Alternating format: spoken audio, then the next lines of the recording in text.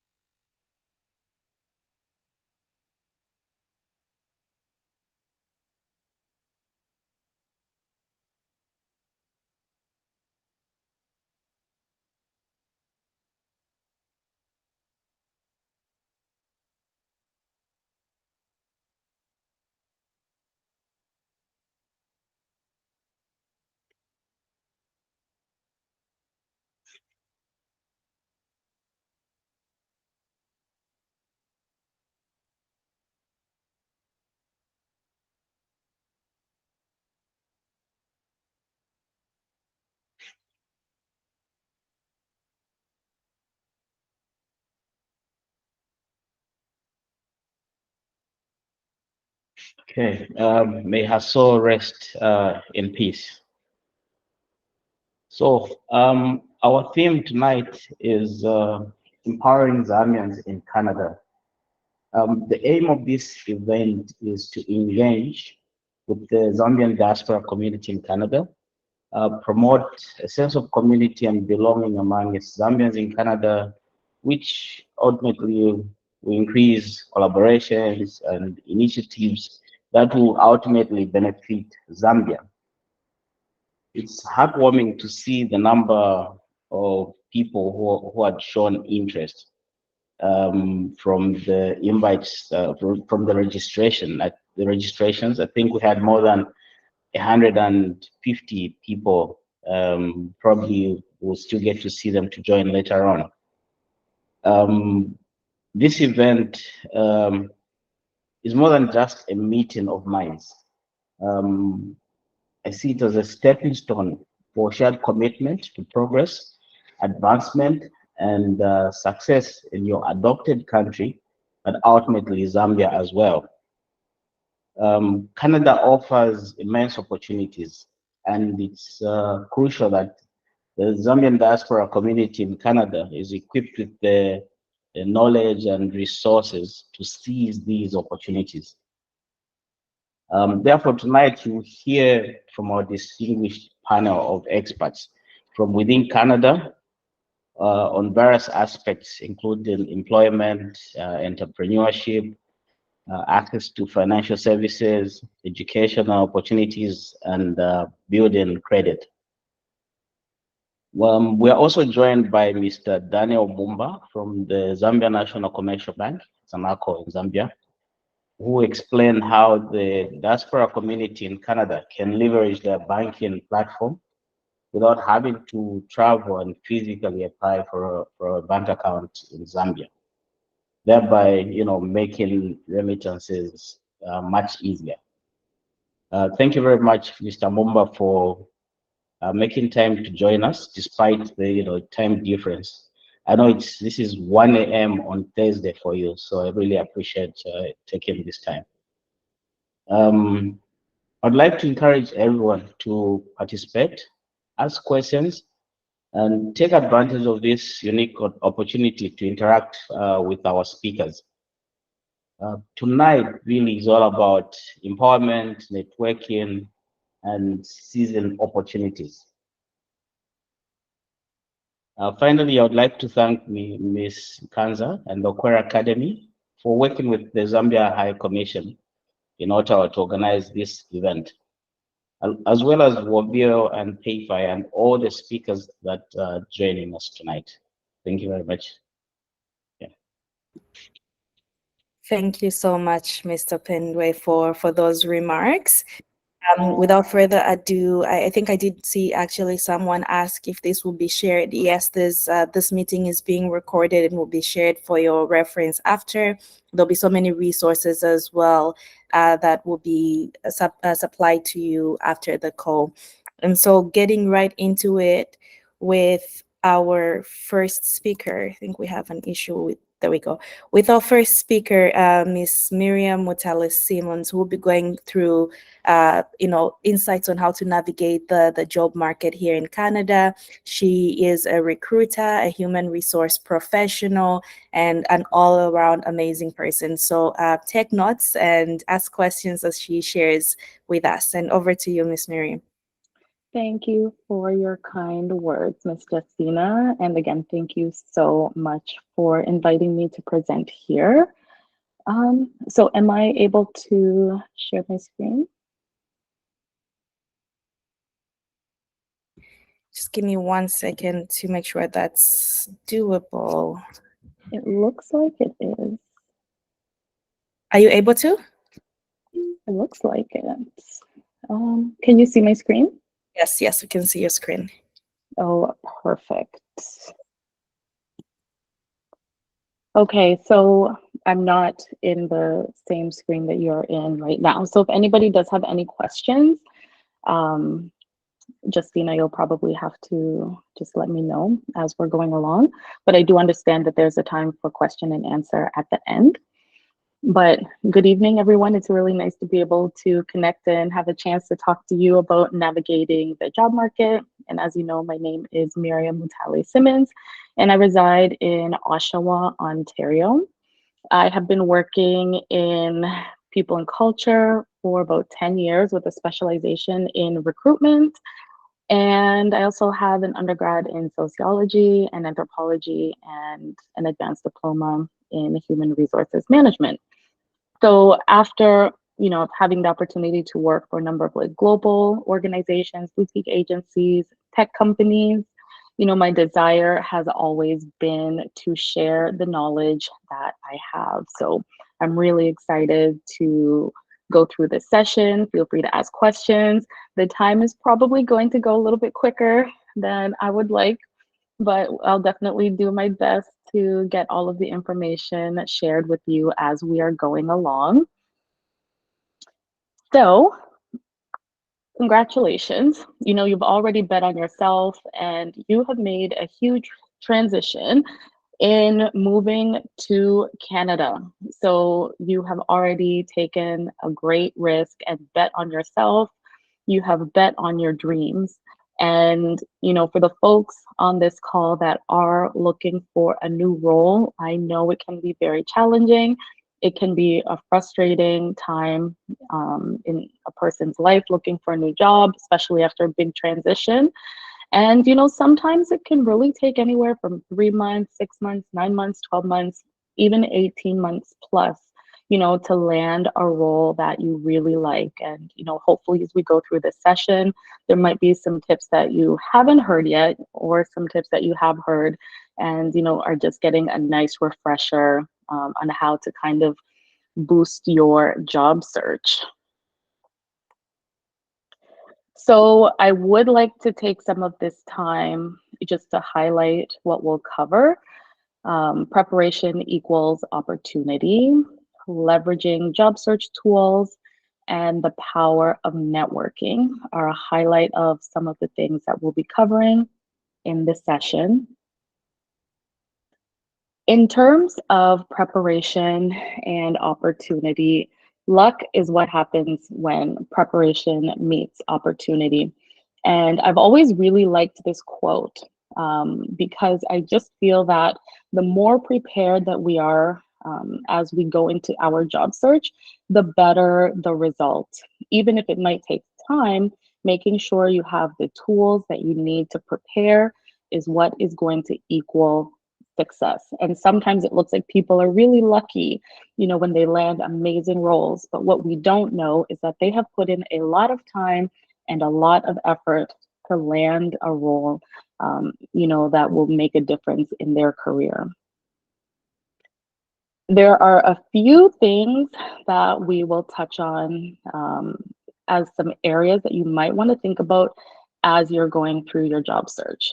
Resume and cover letter are the most important tools that you will need for your job search, because that is how you tell the story of your employment.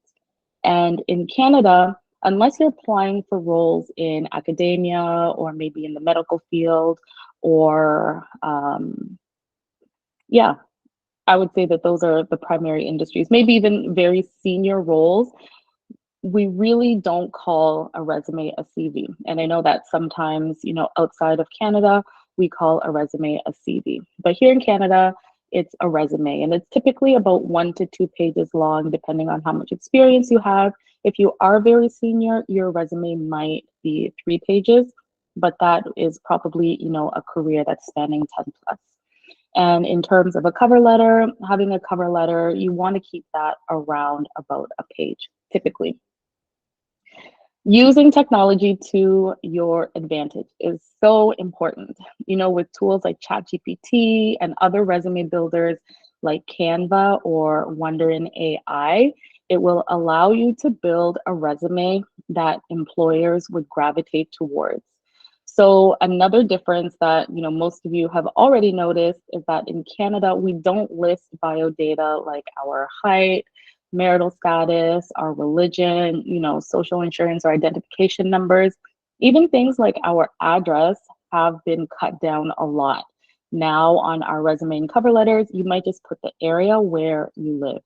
So things are definitely changing. And, you know, look at your resume and cover letter as living documents. They're always going to be changing. Update them as you're moving through your job search, and take notes of any accomplishments that you've had in your career.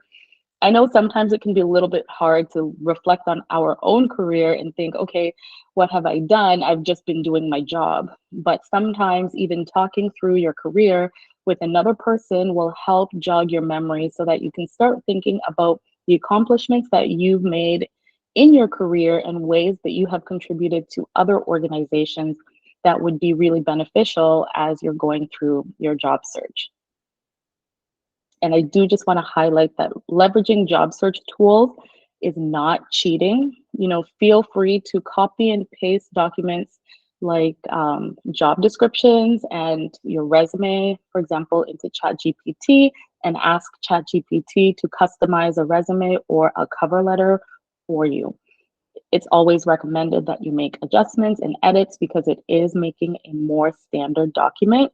But again, just going back to tools like Canva, Canva will give you a template that you can use that's very handy, and it's actually a free tool. So there are resources, people that you can lean on or pay for services, have your resume developed for you. But tools like Canva and in combination with ChatGPT make that a very easy process. There are a number of popular job boards that you can refer to when you're going through your job search. LinkedIn is, of course, one of the most popular job search tools. And I do want to mention that when you're in your job search, it's really important for LinkedIn to match your resume. And having a picture also helps as well. Having a picture that shows you like clearly, maybe smiling, but just looking friendly and approachable. So a nice professional picture. They don't have to be professionally taken photos, but a nice picture that shows your face clearly on LinkedIn goes a long way. Some hiring managers really like the resume and LinkedIn to match. So you don't have to have everything on your resume in terms of like responsibilities and accomplishments listed on LinkedIn, but it's certainly helpful to list the roles that you have worked in on LinkedIn. It's also very useful when recruiters and hiring managers are sourcing for candidates. So the more keywords that you have on LinkedIn, let's say you have a little paragraph outlining your responsibilities under each role, that's actually really helpful. And making sure that the titles match the roles that you're applying for. So if you're applying for a role as a digital marketing specialist, you want to have words in your LinkedIn profile that would come up in a search for like a digital marketing specialist. So you don't want to leave it so general that people cannot connect the dots of your employment history when they're looking at your resume. Indeed is another very popular job search website. There's Workopolis, Monster, ZipRecruiter, FlexJobs, and Charity Village for nonprofit jobs. And if folks want to drop some job boards or websites that they have used in the chat as well, just to share as we're going through this session, any place where they've had success as they're going through their job search, that's also very helpful. I'm very, very passionate about the power of networking. And, you know, there's a popular quote, which Simon Sinek has shared, that magic happens when you step outside your comfort zone. And I believe in the power of networking, especially when it comes to our careers, so much. And I've also benefited from networking and advancing in my career through networking as well. And the reason why, you know, I like this quote about magic happening when you step outside your comfort zone. I truly believe that for some people, networking comes easily, and for others, it does not come as easily. It can be very uncomfortable approaching strangers, you know, attending events, and just really putting yourself out there and letting people know that you are in the job market. But one thing that I truly believe also helps is the power of giving back. And this will come up in the next slide. So when we're talking about networking and getting outside of your comfort zone, you can find ways that are more natural to your personality and your style. And the reason why I say give more than you take when it comes to networking, you can meet a potential hiring manager, a potential employer, if you are volunteering with an organization that means something to you. And, you know, just to give a personal story, when I started out my career in HR, I volunteered as a mentor with an organization in Nova Scotia.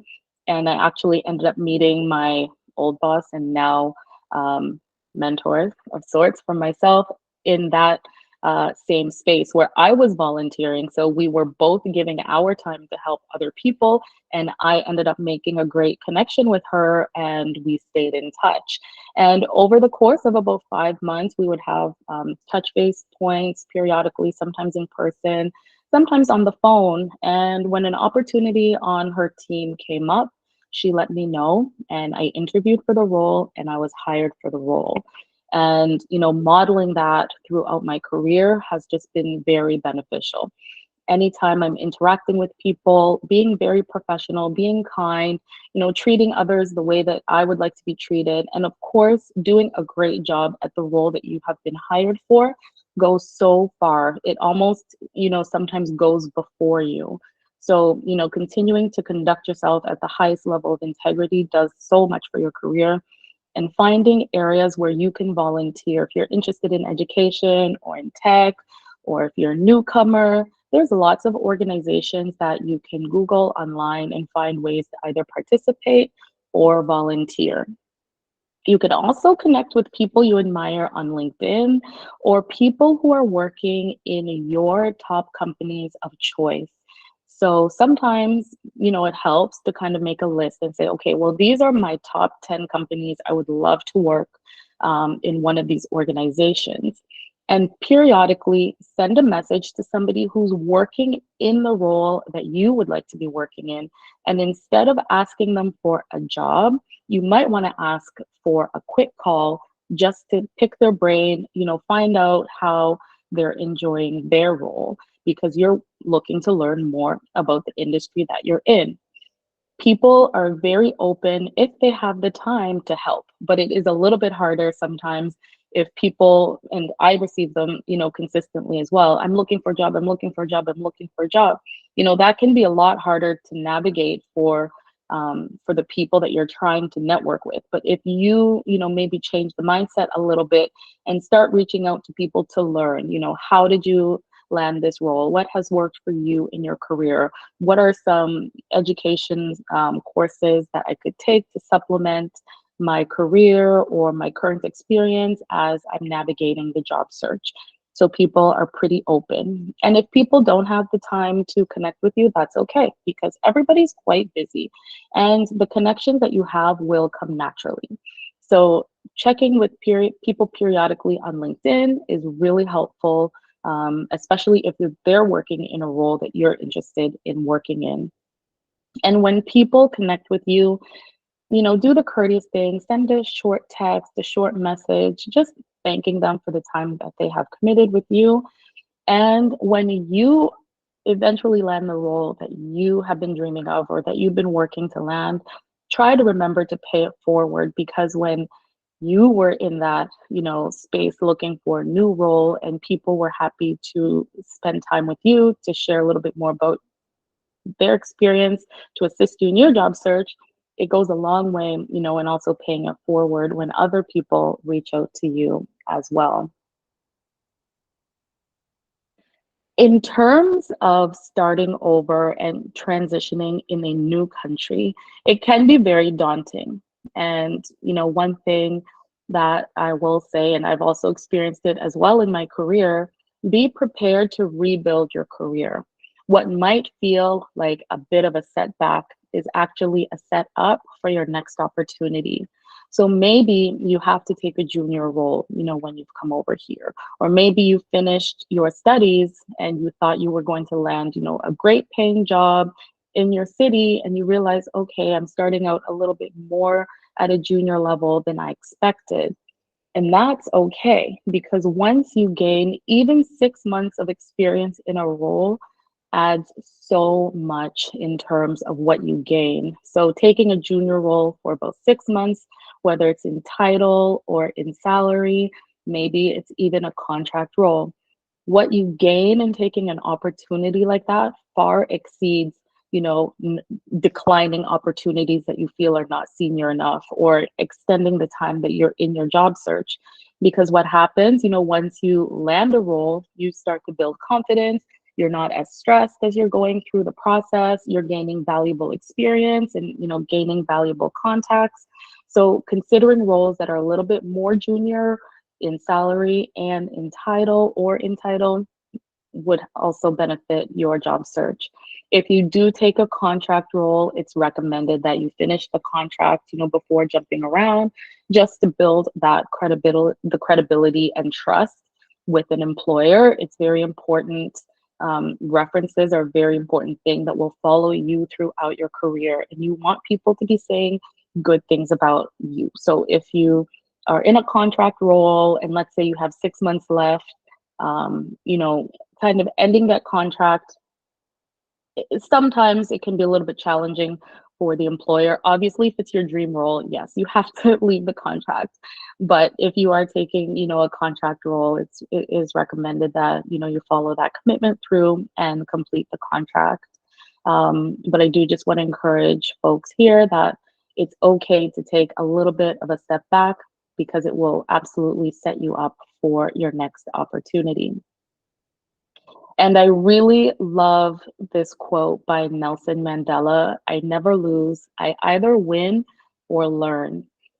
As you're going through your job search, every resume that you send out, every cover letter that you make, every phone screen that you do, every interview that you have to prepare for will set you up for future success.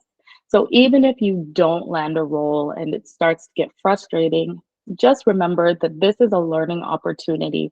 Every time that you're preparing for an interview, you're becoming stronger and more confident in the way that you respond to interview questions. And when folks reach out to you, whether it's for a phone screen or a phone interview, it's so important that you prepare for those calls by reviewing the company website, getting a good sense of the values and the culture, and always asking 1 or 2 questions at the end of the phone screen, and also 1 or 2 questions at the end of the interview. Even if the questions that you ask are the same, it's a lot better than not asking any questions at the end of an interview. And you would be surprised how many newcomers go through the interview process without asking any interview questions related to the role, like at the end. So the interviewer will say, "Oh, do you have any questions for me?" And candidates will often say, "No, that's okay, I don't have any questions." So that takes off a lot of points when you're going through the interview process. So making sure that you have 1 or 2 questions at the end of the interview is very important. And it can be a simple question like, tell me a little bit about the culture on your team. I've read about the culture on the website, and that website gave me a good understanding, but I'd like to know a little bit more about the culture on your individual team. That certainly goes a long way as well. And I will actually, Justina, is it okay if we take questions now, or would you like to take questions at the end? No, it's okay. I think we can take questions now. We do have about 3 minutes to spare. So, and I see hands raised from Leona and Mr. Chekwa. So maybe we start with those two and then take it from there. Okay. And thanks for a beautiful presentation, Miriam. You're welcome. I'll stop sharing here. I don't know if you saw the questions come through. I'll have to scroll down. They have their hands raised. So maybe we start with Leona. Your hand is raised. You want to come off mute and just share your question quickly? Yes, good evening. Thank you so much for that presentation, Ms. Miriam. I have, and I apologize for not being on camera. I'm not in a space to actually show my face, so I apologize for that. I work at the mission with Mr. Pendway, and I've had a few phone calls that have come in, and I thought maybe you might be able to answer them, where I know we're looking for jobs online. But is there any red flags you could share with some of the people here online that they have to look out for, especially now in this digital age that we live in? There are a lot of people always posting something, and not all jobs are genuine. So is there any way, especially on LinkedIn or anything, you might think it's a trusted source because you see a lot of great companies, but not all of them are posting or are true companies that people need to send out their resumes and their information to. So do you know of any red flags that people should look out for when they're starting to get offers from certain places? Thank you. Yeah, no, Leona, that's a really great question. I think it's a little bit harder, for me to answer because I'm also, in the digital space and kind of navigating things the same way that you all are. But I will say that, do your research on an organization. So if you apply for a job and they, let's say, don't have a website, or if you try to see employees on LinkedIn and they don't really have any employees on LinkedIn, or their profiles, don't look real to you, you really have to trust your intuition. Be wary of companies that are calling you and setting up interviews and giving you an offer immediately. Those would be a red flag as well. If you're receiving text messages after you've started your job search from companies offering you like an hourly rate for a job, I would also consider that a red flag as well. And just to add to your comment about that, on similar but different, sometimes it can be frustrating, like when you're looking for a job and you're like, why is nobody calling me? I'm just getting rejection emails. Is this company even really hiring? I've applied 10 times. Keep in mind that some jobs and some companies, by the time the posting has already been made, they might already have somebody in final stages for the role. So sometimes the job is just a pipeline build, just for them to check a mark on the box. But don't let that discourage you. Keep applying because companies do call.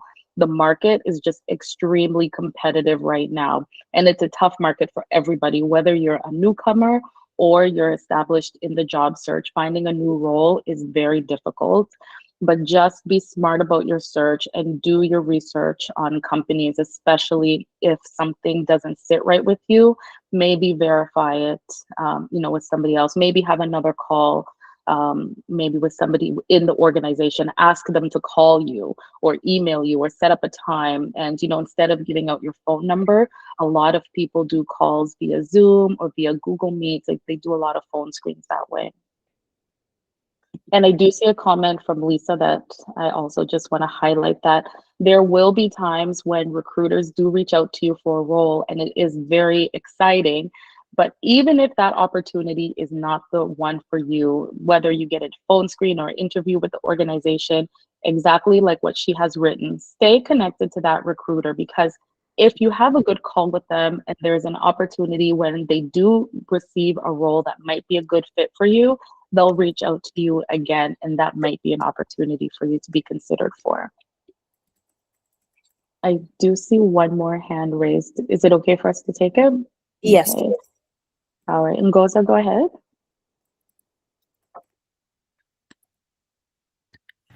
Okay. Oh, with me, it is just some comments. I just wanted to add on what you said. There's a website called National Occupation Classification. That's the government website that lists all types of jobs that are available from the executives, and it outlines, you can actually go and copy there, by the way. There are a lot of keywords that you can use when you go there, whatever area that you are looking for, because we have to remember that in whatever area you go, your skills are transferable. So you can actually transfer your skills to any type of job. Doesn't matter where you've been. It's how you actually refine your resume so that it fits the job that you're applying. But start with the NOC. It's called NOC, National Occupational Classification. It's a very good site. Every job in the government or whenever in Canada is listed there, and it shows you what they're looking for. And from there, you can be able to actually come up with your resume. I wanted to say something about Zambians, wherever I've been, wherever I've seen them. We always equate the degrees that we have as experience. You can have a master's degree, PhD, but if you have never had experience, it's useless. But we tend to think that, oh, because I have a PhD, they're just going to say, oh, she has a PhD, let's give her a job. And remember, if you're applying for a job at the bottom, don't highlight all the degrees that you have. They're useless because they're not going to equate your degree with the job that they're looking for. It's when sometimes, yes, you have to put your degrees, but most of the times you don't require to put your degrees. What they require is experience. Mm-hmm. Thank you so much for that. Yeah, no, that was a really great point, especially around, and that's what you shared, Miriam, right? Tailoring your resume to specific roles, and because sometimes we wonder why we have, the PhDs, as Ngoza said, but we're not getting an admin role, right? So sometimes you can be overqualified for a role. So make sure you understand what is it that I should include and remove from this job, job application based on what they've listed that they're looking. That's very, very important. I want to highlight a comment in the chat that I think is very important here. Chiboli mentions that depending on one's immigration status, there are settlement agencies in most major cities that provide newcomer services such as, job search support. So if you need help with resume writing, because it can be pricey. And so a simple Google search can bring these up, the listings of settlement agencies near you. So I highly recommend that you look at that. And there's, organizations like Youth Employment Services, for example, right? So always look into those.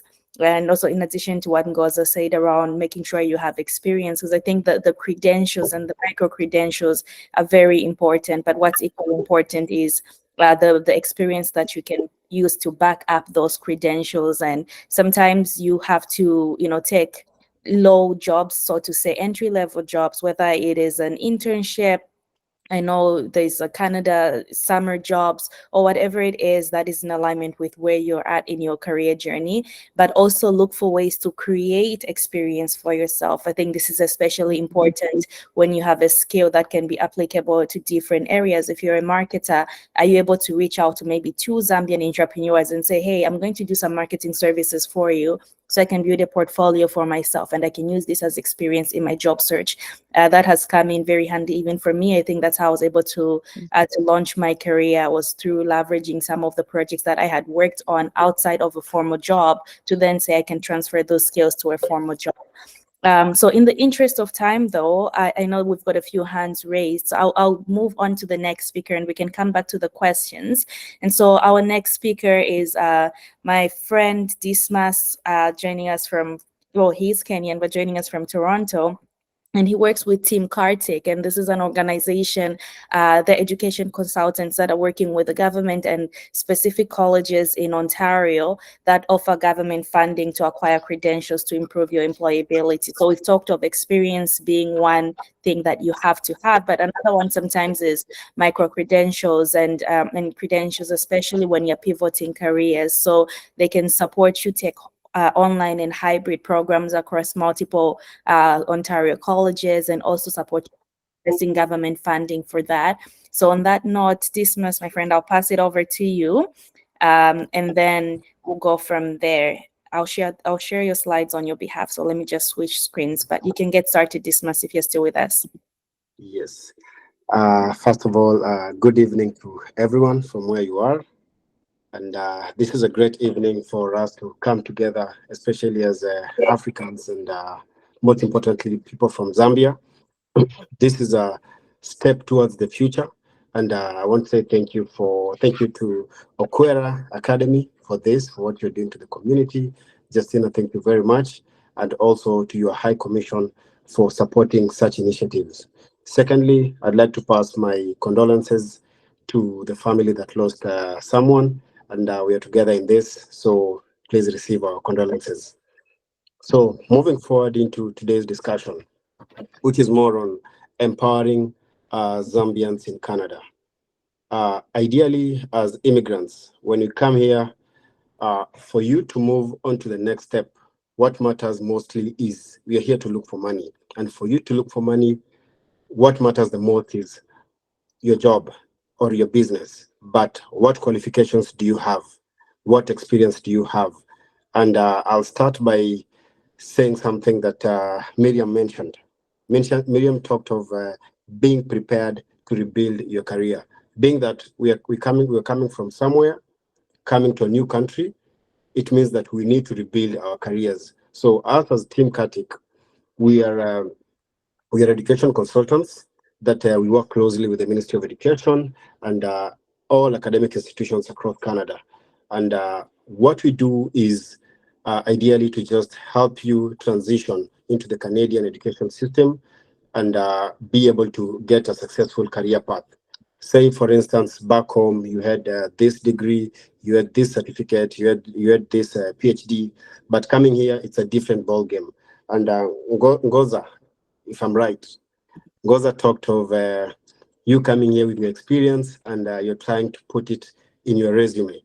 You see, the kind of the job market that we have here, they look at your Canadian experience in terms of what you studied. That is the class experience. And secondly, the experience that you have in that industry. So if you don't have that, it's going to be really hard for you to move on to the next step. So what we do is when you come to us as a consultant, our services are absolutely free of charge, first of all. When we sit down together, we get to know what are you doing back home? What are you doing right now, and what you'd like to do in Canada? Say you give us an example of a course that you'd like to take. We sit down together, we analyze the course, we go through it, we see how much does it pay, what does it mean to you as a student studying that course, and what does it mean to you as a professional in that field? What are the challenges? What are the opportunities that exist in that field? What is the employability ratio within that specific field? If you study today and graduate, let's say you're in Toronto, will you still get hired if you move to Windsor? Will you still get hired if you move to Alberta, if you move to BC? So we really, before you start taking that program, we really want to make sure that this is the right fit for you. And especially as immigrants, that is the biggest challenge that we have, because most of the courses that we take when you get here are purely out of peer pressure. Excuse my language, but I believe that's the truth. Most of us take courses because we see our friends taking them. We see our friends, they are succeeding in that field, and then we just want to go for it. No, it's always important to sit down with an expert and get to discuss why this failed. And a good example I'd like to give is, let's say back home, when you came here, you're a journalist, you're a news anchor, but then you see penetrating the Canadian market, the Canadian media industry. It's kind of difficult for you, kind of difficult for us, especially from Africa, because the kind of threshold that's there for us to find yourself in front of the TV screen is something else. So when we sit down together, we get to see how difficult is it for you to penetrate this industry. And then something else that I'd like to talk about is with the majority of the colleges that we work with, or rather the ones that work with the government, they have the modalities that they present. Their education is based on what would you like as a student. When you become a student, does it affect your life? Does it affect your family? Does it affect your day-to-day activities in terms of the job that you're doing? So for us, we have everything that you need. If you want to go to class in the morning, we have a class for that. You want to go to class in the evening, we have something for that. You want to do your studies over the weekend, we have something for that. You want to study on your own, you're just given a laptop, you sit down on your laptop and you just do, you're being told as a student, just do 20 hours a week. You do 2 hours on Sunday night, 10 minutes on Wednesday morning, 15 minutes on Thursday evening. It's up to you. So in short, we have something that's just tailored for each and everyone for you. But the main goal is to transform our families. That is the main goal. And ever since we started doing this, we've supported more than 3,000 families up to today. So you see, that kind of transformation is something phenomenal. And if you're seated here, if you know a friend, if you know someone, let us not live and work in the factories or doing minimum paying jobs. One keyword, I think I was having a conversation with Justina the other day, and one thing that I mentioned was diaspora, or rather this part of the world, is a killer of careers. Because when you get here, we tend to get comfortable with that 20, 15, 18, $25 that we get. Yet back home, we were doing something big. So let us not get comfortable with that. Let's find ways of moving up the ladder. And the easier way of moving up the ladder is by making sure that you get that Canadian diploma, that Canadian certificate, that Canadian degree, or even PhD. That is the reason why we are here. I believe if you have any questions for me, please feel free to ask, and we can move from there. And as I finish, I'd like to finish with a quote from Malcolm X. He said, "Education is the passport to the future. For tomorrow belongs to those who prepare for it today." That's it. There's nothing we can add or remove from that. Let us plan, let us prepare for our future, for the future of our families, for the future of our people, by making sure that we get into the right career. Thank you very much, and may God bless the people of Zambia in Canada. Thank you so much, Dismas. Really, really appreciate that that elaborate presentation. Dismas's information is put on the screen, so you can take a screenshot, but this will also be shared with you after if you want to connect with him and have a free consultation on the different course career paths that you can explore. And in the interest of time, I don't see any hands raised, so we will move on to the next one. I will just add. I see Aaron has a question. Yes, Mr. Pendwe. Yes, so maybe we pass it over to you, Mr. Pendwe, for your question. Yeah, I just had a couple of people text me that they're in the lobby. If you could just let them in. Oh, okay. So I don't see them. Can't see them. No. Okay. I do not see them. They might want to rejoin again, refresh and rejoin, and get it from there. Yeah, I also see that we have a question from Sikaile, but this one is directed to the mission. So we will have a Q&A for specific questions to the mission towards the end. So I'll say we put those aside for now, and then take it from there. And I see Mr. Chekwe is leaving. But thank you so much for joining us as well. Yeah, and so we'll move on to the next presentation just in the interest of time. Just bear with me as I switch screens. 1 second. Perfect. There we go. Okay. So the next presentation is really focused on entrepreneurship. So we've talked about how do you prepare yourself for different career paths in the sense of taking on a 9 to 5. How do you prepare your resume? How do you prepare for interviews? How do you network and what have you?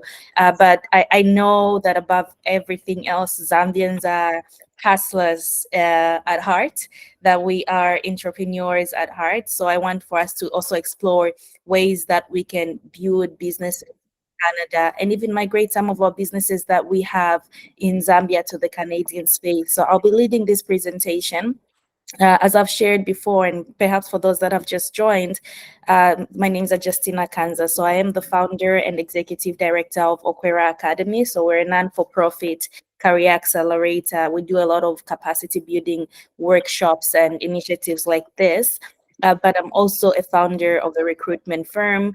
I have worked with the University of Toronto as an entrepreneurship section under the Black Founders Network, where we served over 5,000 Black entrepreneurs across the country, giving them capital to start businesses, giving them capacity building, connecting them to investors, and really everything that comes with starting and scaling a successful business in Canada, specifically in the context of being a Black person and being an African person and all the intersectionalities in between and the barriers that those create. So I feel well positioned to be able to pass down some of the knowledge that I've picked up in my few years of entrepreneurship here with you guys, in case there's anyone that's looking to start a business or scale a business. And so moving on, what we will see here is going to be a comprehensive guide for aspiring entrepreneurs on how to start and scale a business, yes, but also specifically where to access business funding in, because we know that it is an expensive game to start a business, and that as immigrants that are spread thin financially between managing the cost of living of being in Canada and supporting our businesses back home, it's not always possible and feasible to bootstrap our businesses to the extent that we would want to, and to the extent that we might have back home. So where are the different places that you can find funding? And trust me, there is a lot of funding. It's always very frustrating for me when I'm working on grant applications for people, for partners, clients, and what have you, and seeing how much money there is in the Canadian entrepreneurship and even nonprofit ecosystem, and seeing that our people do not know that exists and so do not access that funding. And so as the Bible says, that my people perish due to lack of knowledge, right? So this is meant to be a knowledge sharing space, so we know where to access these resources. So I will quickly go through what to prepare before you start your business. What should be running through your mind? What are the steps that you should take once you decide that this is a business that I'm going to take on? How do you fund your business? How do you grow your team and even scale your business? How do you go from startup to scale up, as they say? So I'm gonna peruse through it quite quickly, but in the interest of time. So I think the first thing when you just have a dream that you're looking to realize into a business is understanding what is this business idea. I'll reference my own experience in so many ways, just so I can personalize it a little bit and bring it home. So when I started my recruitment firm, I started it, I think, in 2021, and it started through, like Miriam said, the power of networking.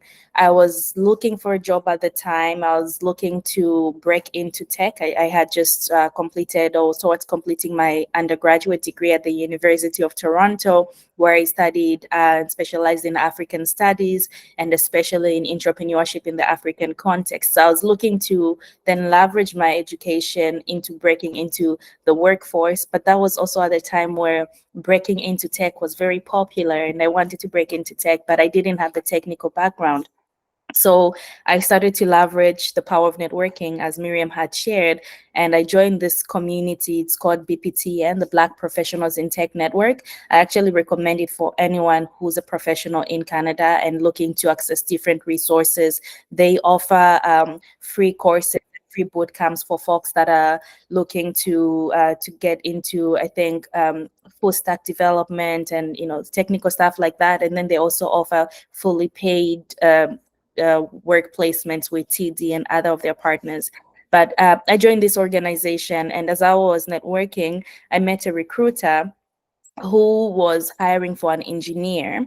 They specifically needed a Black engineer because if you know anything about 2021, it was in the wake of the George Floyd movement and DEI was at its utmost peak, right? And so companies were looking to hire specifically Black folks. So this recruiter was looking to hire a Black engineer and was somehow having a hard time doing so. And so they say to me, and they say to everyone in that group really that if anyone helps me find a Black engineer that matches, you know, the description we're looking for, I will give them a portion of my commission.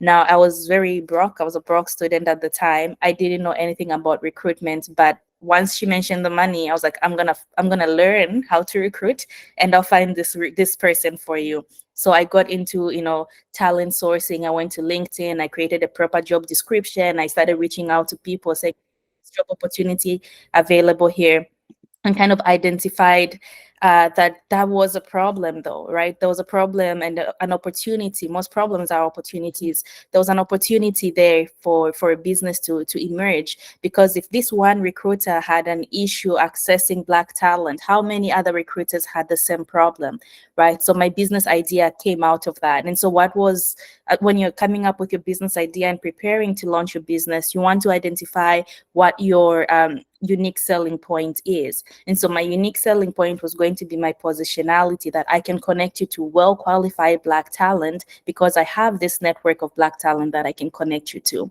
Then the next thing that you want to do now is start your market research.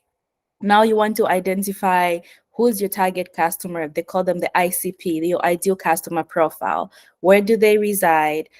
What size enterprise are they, right? So in my case, I'm thinking it probably has to be a startup. It has to be a company that's very early stage, so much so that they don't have in-house recruiters that they can outsource this service. Because if it's a big company like Scotiabank, for example, they already have recruiters. Why would they need my services to, you know, hire externally? So maybe I'm doing my market research and understanding all of these different needs and desires. And then you want to familiarize yourself with the competition and, you know, what other recruitment firms exist. So there's, for example, BIPOC Executive Search. They already do lots of recruitment for Black talent. What are they doing that I can do differently? What's the gap that they're missing that I can fill, right? And so when you're doing your research, and this comes in very handy, because when I talk about financing in a few slides, you also learn that you have to start pitching to investors, you have to start going to pitch competitions and etc. And this is the information that they'll need for you to have. Who are your competitors? What's your competitive advantage? What's the market size? You know, and your target audience market, all of these different things. So I've inserted a resource here that you can leverage for this, and that's the Statistics Canada Small Business Hub. I would also add PitchBook.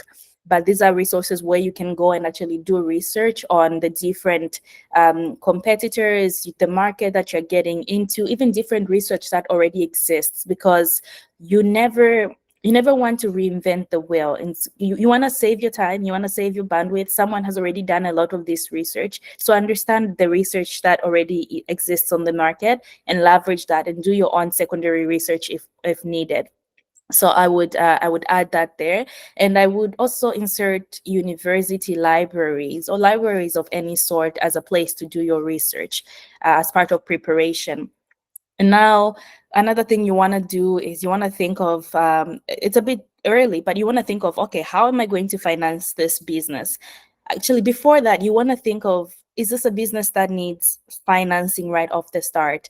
Because oftentimes we think we all need capital to start a business, but the capital doesn't always have to be financial capital. In my case, I very easily started my recruitment firm without much financial capital. I think the financial capital that I needed realistically was about $50 to register the business, right, into a sole proprietorship. And I'll go through the different registration business structures.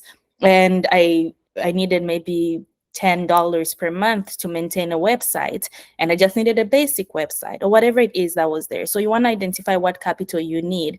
But more so than financial capital, the type of capital that I needed was social capital. And social capital is who you know, what are your networks, what doors can they open for you? And a lot of the conversations we have today will come back to the seed that Miriam planted, which is the power of networking. This is very, very important. And it's important that we have a space like this, and even beyond, I really hope that we connect individually, most of us, so that we have these conversations and we can open doors for each other, because mentorship is one thing, but sponsorship is another thing, right? In this group, we can be sponsors for each other, in that I can open the door for you at my job, at my company. Maybe they're hiring and you can do the same for me. So that is the importance of the social capital piece. But also, when you're starting early on, talk to people, talk to mentors. I think specifically for me, when I was starting my nonprofit, which is different from the recruitment firm Okwera Academy, I had to talk to someone who has already done something similar. Initially, I wanted for Okwera Academy to be an organization that is serving BIPOCs in general, so Black, Indigenous, people of color. And he says to me, he's like, maybe you want to niche down, because if you're serving BIPOCs, then you're kind of spread thin across different communities and all of that. So you never have to, never have to reinvent the wheel. Find people who've taken the path that you're going on, instead of having to navigate that path by yourself, right? And then you want to decide on a business structure. So you want to decide, is this going to be a sole proprietorship versus a partnership, versus a corporation, and then also versus a cooperative. And so to quickly go through the differences here, when we talk of a sole proprietorship, which is how I initially started my recruitment firm, you're looking at a structure that's quite informal and it's easily created. So you can go to the website called Owner as a resource to register any type of business. They usually have great discounts. And Owner is spelled OWNR, so Owner without E. And so proprietorship, very easily created, cost me about $48 at the time. And it's used and chosen by new entrepreneurs because in this structure, the operator is the same as the business. Like, you are not separate entities in the eyes of the law and tax authorities. So the downside of this, obviously, is that you are liable for all functions and debts of the business. So if the business goes bankrupt, I am the business, which means I've gone bankrupt, right? So that's one thing to consider. And then a partnership is similar to a sole proprietorship, but instead of one proprietor, there's two proprietors.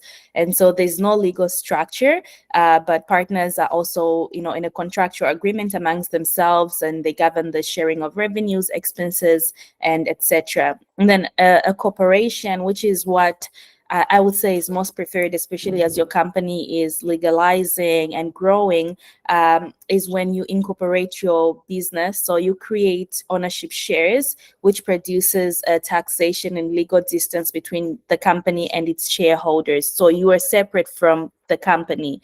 You could still own 100% of the company by virtue of being a 100% shareholder of the company. But when your company is in debt, you're not liable for it, because now the company is its own entity, but it still pays you as an employee in a sense, right? So that's one thing to consider. And then a cooperative is more so a group of individuals, and this is very community focused, right? Group of individuals coming together. Think of Chilimba, actually, which is one of the exciting things that we'll talk about shortly, because Jonah will be sharing more about this. So Chilimba, how many people know Chilimba? Just thumbs up, a reaction. We know Chilimba from back home, right? Village banking, we call it. Village, exactly. So I see sometimes going up. So village banking. So it's a similar concept to that, where essentially a group of people pull funds together and are able to start and invest in a business as a community in that sense. So you want to think about this, understand the different pros and cons, do your research. What kind of structure do you want to take on? And then once you've moved past this preparation phase, now you want to start executing.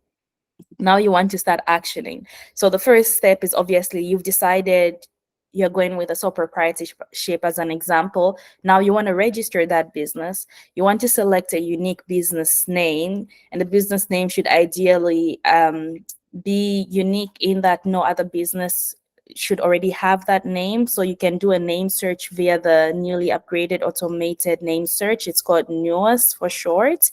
I think it's usually $13 to do, but I imagine there's some places you can do that for free.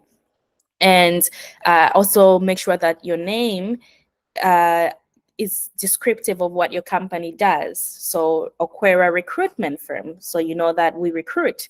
Okwera Academy, so you know that it's some school and capacity building institution of some sort.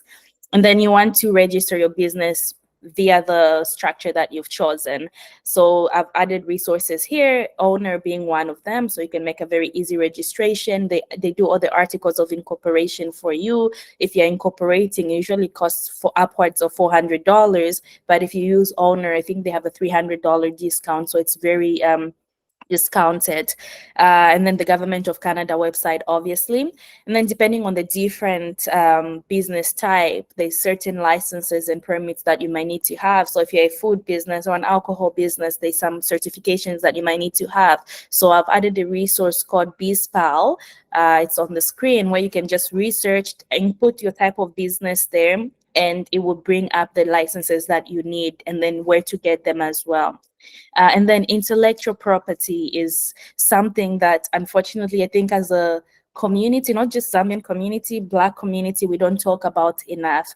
If your idea is unique, it's similar to patents. I think we understand more so patents from the ZRA back home, right? Is it PACRA? Yeah, I think PACRA. We understand more so patents from that that angle, but in Canada it's like the intellectual property. So if you're building something that is extremely unique, how do you protect it from being copied, from being replicated? So a resource here is the Canadian Intellectual Property Office, CIPO for short. So you can take a look and see how you can protect your IP, and also if your idea is really patentable, if you will. Again, another resource is universities. I always advocate for universities because oftentimes we don't know what resources our universities have. But I do know, for example, U of T, University of Toronto, where I went, there's specifically an IPO office where they are able to protect any intellectual property that you created while being a student for you. And then cruising through, you then, once you've registered this business, you had the business idea in the preparation phase and a bit of a business plan, but now you want to get pretty granular with a business plan. And so this is going to be a detailed document where you describe your vision in detail for this business and an outline of how you accomplish it. So you want to add things like an executive summary, right? You want to add your business overview, sales and marketing. What's your revenue model? How will you make money? Will it be subscription based? Will it be through royalties? Will it be, B2B, like other businesses, right? Will it to be B2C? You're selling directly to customers. So all of these different things, you want to granularize it, and you want to come up with an operations plan as well. So you want to come up with like a location, equipment, machinery, customer interactions, customer service, all of these different things. It's like the oil that will get your wheel going, if you will. Yeah, you want to really finalize these pieces. Human resources, do I need a team? Is this something that I have to do by myself for a certain period of time? Do I need to hire extra help? So you want to granularize that in the business plan. Now, I do have a template for a business plan that I will share with everyone here as part of the post-event resources. So you can copy and paste, but there's also so many resources online. So please leverage Google, and like Miriam said at the beginning, leverage ChatGPT, these resources. It's not plagiarism when you're out of university to leverage these resources, right? So leverage them. And then you want to, importantly, in addition to the very detailed business plan, you want to come up with an elevator pitch. And so this is a short and compelling description of your business that should be delivered in ideally 60 to 90 seconds. We've talked very much about the power and importance of networking. But if you're networking with someone and they say, hey, oh, you're with Okwera Academy. What does Okwera Academy do? You are not going to give them your business plan because your business plan is 10 pages long. You want to be able to give them something concise in under 2 minutes, ideally. When you go for pitch competitions, which is one way that you can find funding, they give you 3 minutes to deliver your pitch and share in detail, but also concisely what your company does. And so you want to prepare this. So I will give an example of my elevator pitch. So an elevator pitch, you want it to be concise, you want it to be interesting to read, you want it to communicate your value, what you do, your impact, and also a call to action. Why am I telling you this? What action do I want from you? Do I want you to invest in my business? Do I want you to reach out to communicate, partnership opportunities, etc.? So an example of one that I have for myself for Okwera Academy, I'm going to read it out loud. So it says, "Hi, I'm Justina and I'm the founder of Okwera Academy. Did you know that in January of 2021, the unemployment rate among Black Canadians was 13.1%, and it was about 70% higher than non-minority Canadians. And this is despite, Canadians having Black Canadians having similar educational attainment or even more than non-racialized Canadians. So we're still earning 76 cents on the dollar. So that is the problem. We have built Okwera Academy to solve this problem and respond to this devastating data by going beyond traditional education systems and dismantling systemic barriers. So we offer tangible resources in form of capacity building, in form of well-paid employment opportunities, job placements, and community and mentorship and financing for Black folks to access these jobs, right? So I've kind of shared here the problem in form of this is what the research says. This is what we're doing about the research. And now my call to action, my impact first is we've already served a community of over 1,000 Black folks across the globe. So it's saying that the work that we're doing is valid because we validated it by having about 1,000 people that we're serving already. And so my call to action is, can we discuss how you can support or collaborate with us to expand our reach? So that is an elevator pitch. Mine is still a little bit long and could use some polishing, but that is how you create an elevator pitch. And it helps you get armored and prepared as you go out networking, because you don't want to network with Mungulu. You don't want to network with right? You don't want to network that way. You want to be very specific. And obviously, this elevator pitch is changing as you're talking to different people. When you're talking to investors, your language is different because they care about something completely different than other funding organizations like the government that are more focused on impact, and investors are focused on what? They're focused on profit. So that is that. And then finance, the other thing that you want to now get into is finance your business. Now you've got your business plan and you want to get it off the ground. How do I get this off the ground? So I have compiled here different financing options that exist specifically in the Canadian context. So there's what we call diluted funding and what we call non-diluted funding, right? So non-diluted funding, and it's exactly as it sounds. You dilute something, if you have Zigolo and you dilute it, it's a bit diluted, so it loses its Zigolo-ness, right? So non-diluted funding here is any form of financing that does not require giving up company, right? So you're not diluting how many owners are, part of the shareholder committee, if you will, of the company. And so the different non-funding options, and I always recommend non-funding as your first go-to. And I know, like in the entrepreneurship space, venture capital and investments, like it's glorified and it's beautiful and it's very important when you're scaling your business, you're growing from a startup to a scale up, because now you need more working capital. But when you're very early on, it's very frequently you don't need as much outside investment money in that sense. So you can access grants, you can access loans and lines of credit, but again, you want to think of the interest rates that's attached to it. As much as you're not giving ownership in your company, you're getting in debt and you're paying interest on these lines of credit. One exciting, I think, under realized form of capital under non-diluted funding is the rotating savings circles. Right? We've seen back home how people are able to use the chilimba to mobilize capital, to start businesses, to buy homes and things of this sort. And even in the Canadian space, other communities are doing an exceptional job at this. Think of the Indians, think of the Chinese folks. They are putting funds together to do down payments on houses, right? So how can we leverage this form of non-diluted funding to build wealth as a community? I talked about pitch competitions. It's a bit nerve-wracking to go out there and pitch, but that's another option.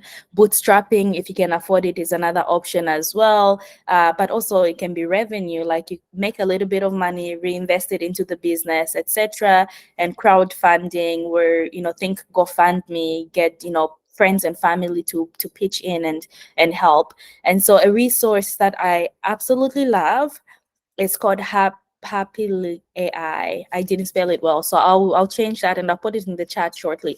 Happily AI. So they've created this AI tool that has thousands and billions of thousands, no, billions of dollars worth of funding on their platform. So you just go there and you insert the type of business that you're running.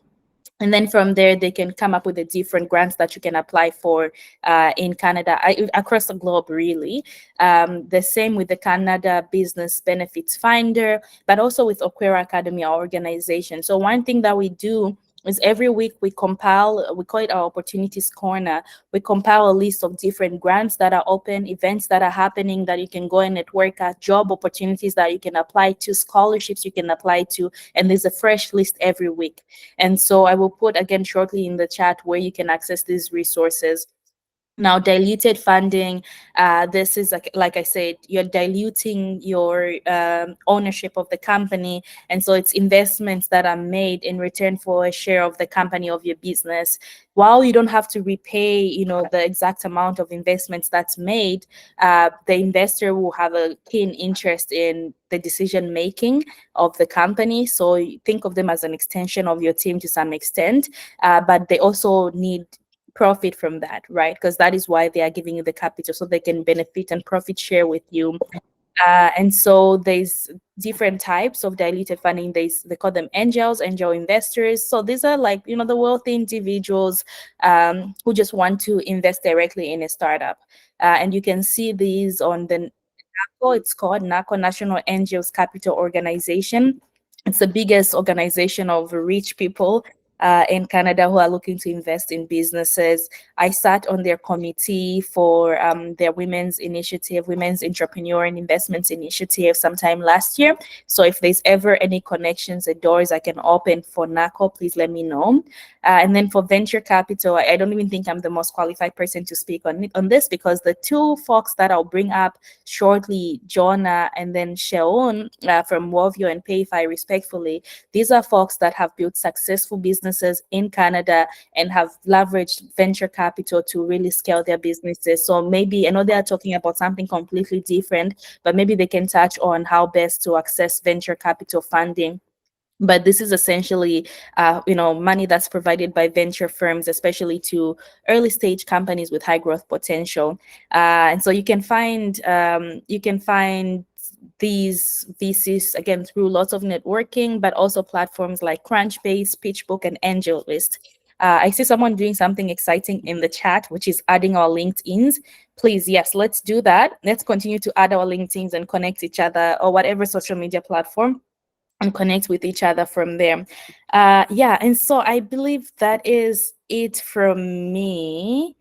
Yes, that is it from me. I know it's been a little bit over time, so I'll stop here. There's so much more to share, but time does not allow us. So I will take one question and then pass it over to the next person, just to respect everyone's time. So I see a question from Zenelia. How do you deal with taxes, or you want to deal with them personally if you can, but ideally you want to have a bookkeeper or like some sort of accountant. So you would want to look into that. I would not give any taxes, like financing advice on that front, because every business is different. But yeah, you ideally want to look for bookkeepers. Okay, if we have no more questions, yes, I will share my presentation. This meeting is recorded. The slides will be shared after the event as well, and we'll take it from there. I see hand up from Chasaya Sichilima.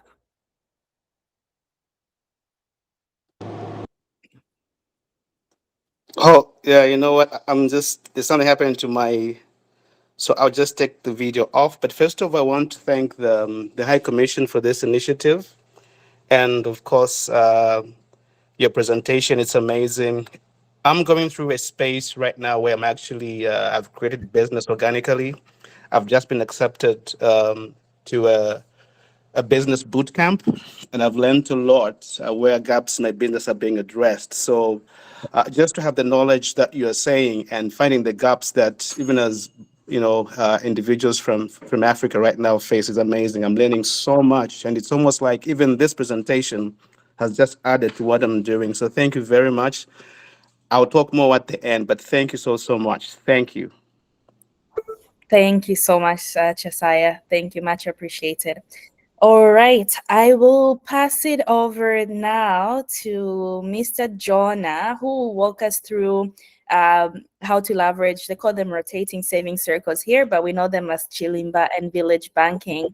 So he walk us through what that looks like in the Canadian context, the beautiful technology they've built to help us build our credit score, save money, and all things finance.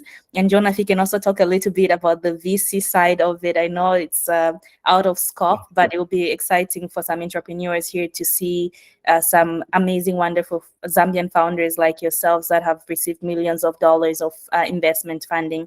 But over to you, Jonah. Thanks, Justina. Hi, everyone. My name is Jonah Chininga. Happy to be here with fellow Zambians. So I'm half Zambian, half Zimbabwean. So when it comes to actually the Victoria Falls, I feel like I have the right balance. But yeah, so I'm just going to quickly share my screen. And whilst I do that, so I was actually born in a village called Mbala in Zambia. So my mother is Zambian and my father is Zimbabwean. And then just grew up around kind of like, I think it's Lake, I'm forgetting the name of the lake, which shares the border between Mbala and Tanzania. Okay, one moment here. And can you guys see my screen? Yes. No. Awesome. So yeah, my name is Jonah Chininga. I have 7 minutes with you guys, and I'm just going to really talk about the work that we're doing around financial inclusion, leveraging a system that is really popular from where we are coming from in Africa. In Zambia, we call it Chilimba. In Zimbabwe, we call them Marounds, and it's a system which is mainly used by people to be able to gain access to credit using community lending. And then the first part, just talking about what is Wovio. So for us, we're a community wallet. Everything that we do is focused on cooperative savings and credit, mainly to be able to help people access low-cost credit, because that's one of the biggest problems that I personally faced when I moved to Canada as an international student, around the high cost of credit, which was a big barrier in terms of being able to save for a down payment, to be able to participate in our economy. We wanted to be able to reimagine that. The second piece is we are a venture-backed company. So building a business in the financial services sector is very capital intensive. So for us to be able to do the work that we do today, we had to raise capital from investors. So far we've raised around $3.5 million.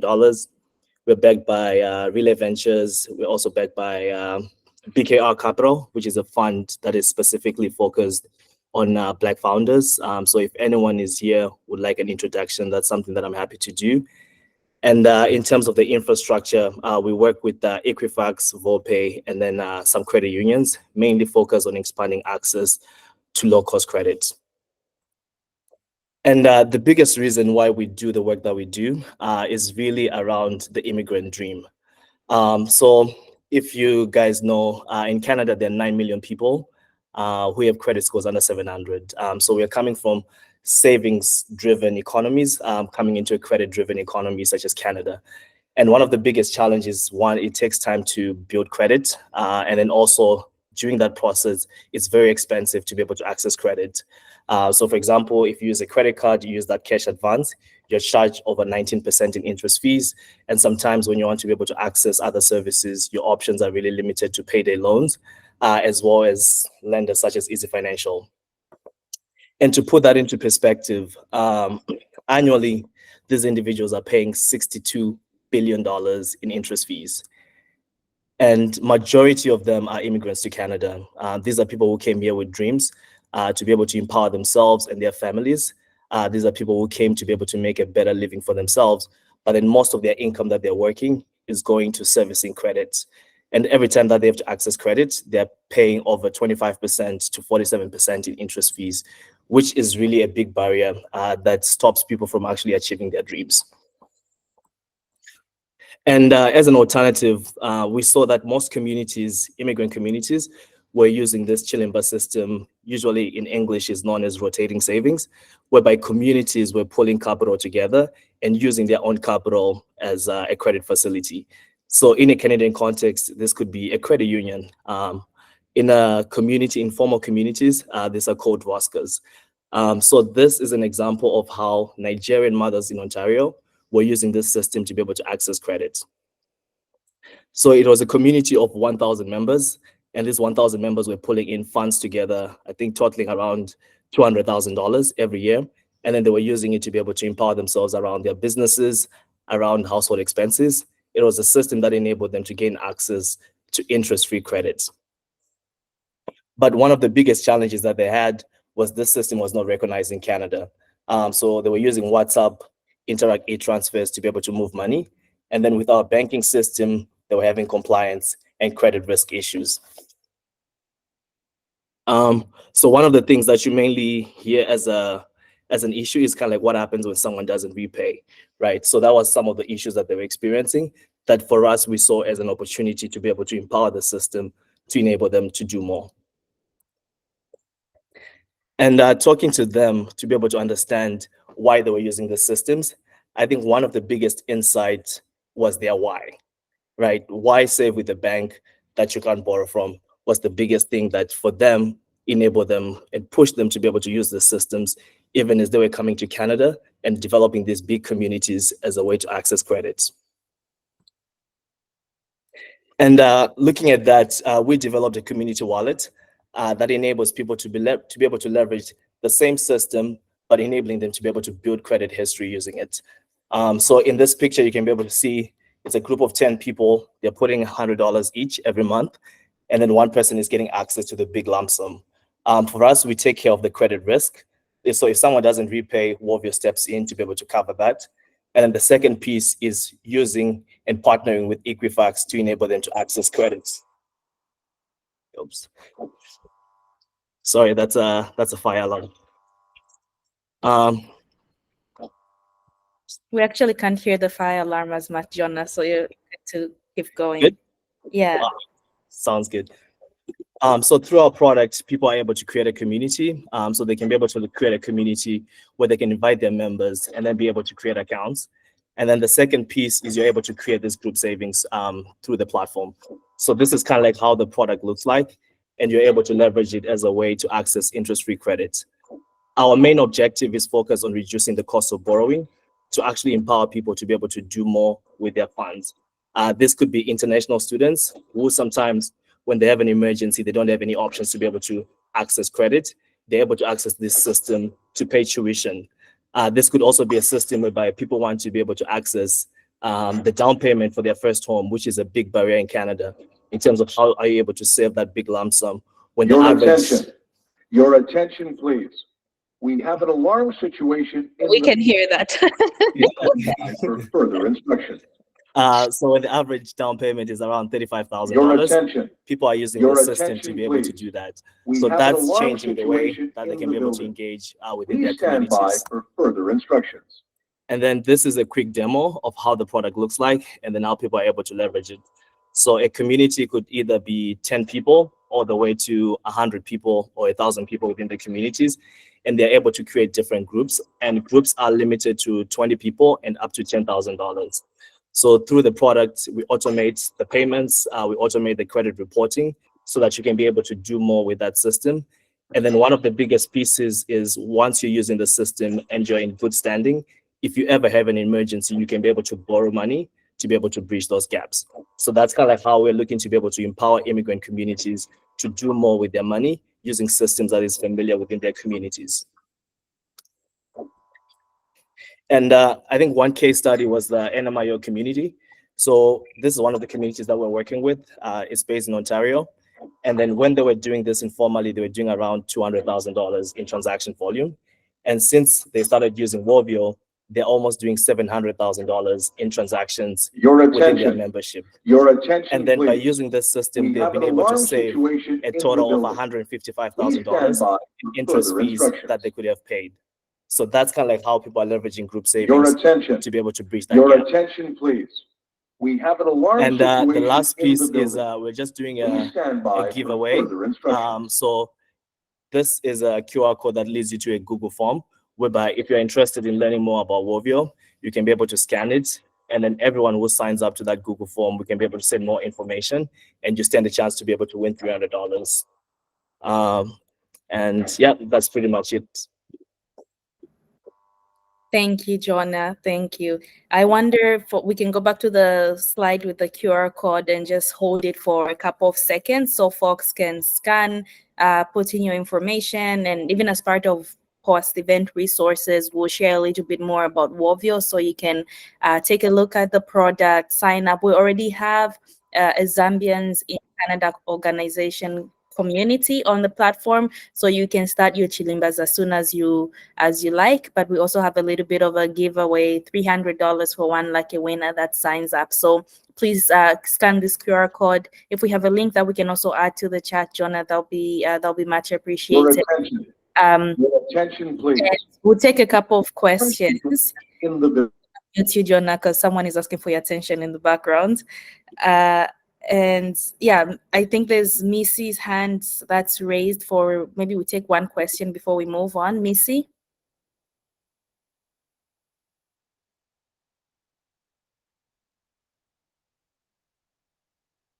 Okay, maybe there was a false hand. But yeah, on that note, we will move forward. But yeah, I work with Wovio as well, so I'm a huge champion for the work that they do there. We have a few Zambian women. We've been doing our chilimbas on the Wovio platform. One community that I don't think Jonah mentioned that I really love too is they're called the War Women's Network. When we're talking about different business structures, we talked about cooperatives as one structure. So this organization is actually a group of immigrant women in Canada, Nigerian-led, because we know the Nigerians, there's only one Nigerian on this call, so they can't come for us, but we know the Nigerians know how to mobilize. And so this community of immigrant women have actually used the Chilimba system and specifically the Wovio platform to pull funds together, and they've built an apartment building that they then re-rent out to their own women and organizations at an affordable rate, right? So these are the different wealth building mechanisms and community economic development mechanics that we're trying to leverage in the Zambian diaspora system as well. But okay, on that note, thank you once again, Jonah. If there's any questions for Jonah, we can put them in the chat, but his email will also be in the chat, so you can reach out directly to him or even myself, because I do work with the Wovio team. And on that note, I will pass it over to our next speaker. If I can get back the screen sharing right, Jonah. Resume presenting. Thank you. Okay, yeah, on that note, we will move on to our next speaker, who's Mr. Daniel Mumba from Zanaco. And I know we've kind of kept him awake for so long because it's about, 1 a.m., 2 a.m. maybe in Zambia where he is. But he'll be sharing with us how to access Zambian financial services from Zanaco, all the while being in Canada without having to travel back home. Do we have you here, Mr. Daniel Mumba? Oh, yes, I'm here. Amazing, amazing. Over to you. Thank you so much. And hi to everyone. Please allow me to share my screen.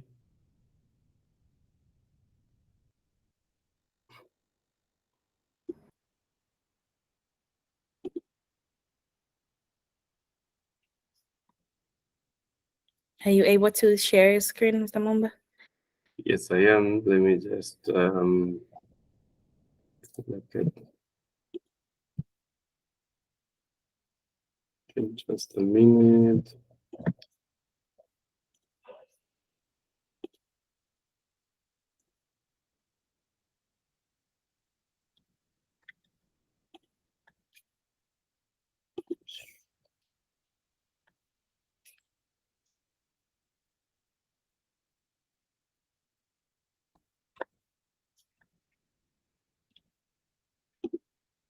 Okay, please let me know when you're able to see my screen.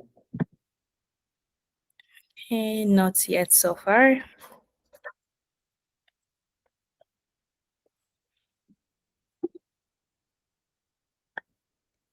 In the meantime, while Daniel was trying to share his screen, I'll note that the link to join the Zambians in Canada Chilimba has been added in the chat, so you can fill it out while on the call as well. Okay, can I send it to you? Maybe you share for me on the other sides. Yes, I am happy to do that. Okay, let me do that just now.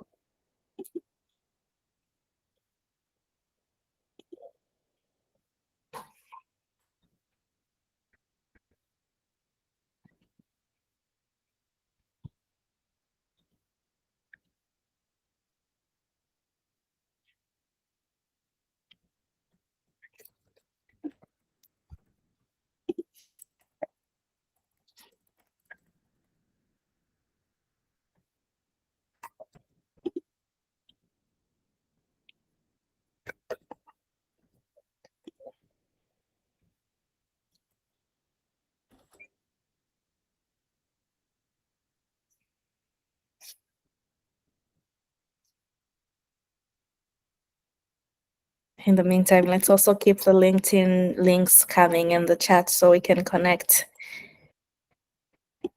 We've sent requests to so many folks.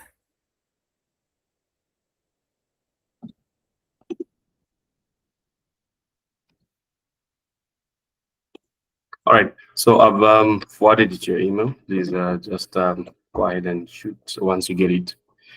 But in the meantime, as that is happening, firstly, a huge thank you to Mr. Pendwe and the Zambian Mission in Canada for this opportunity that you're given to us as an ACO to just share what it is that we are doing with respect to our fellow Zambians that are out there.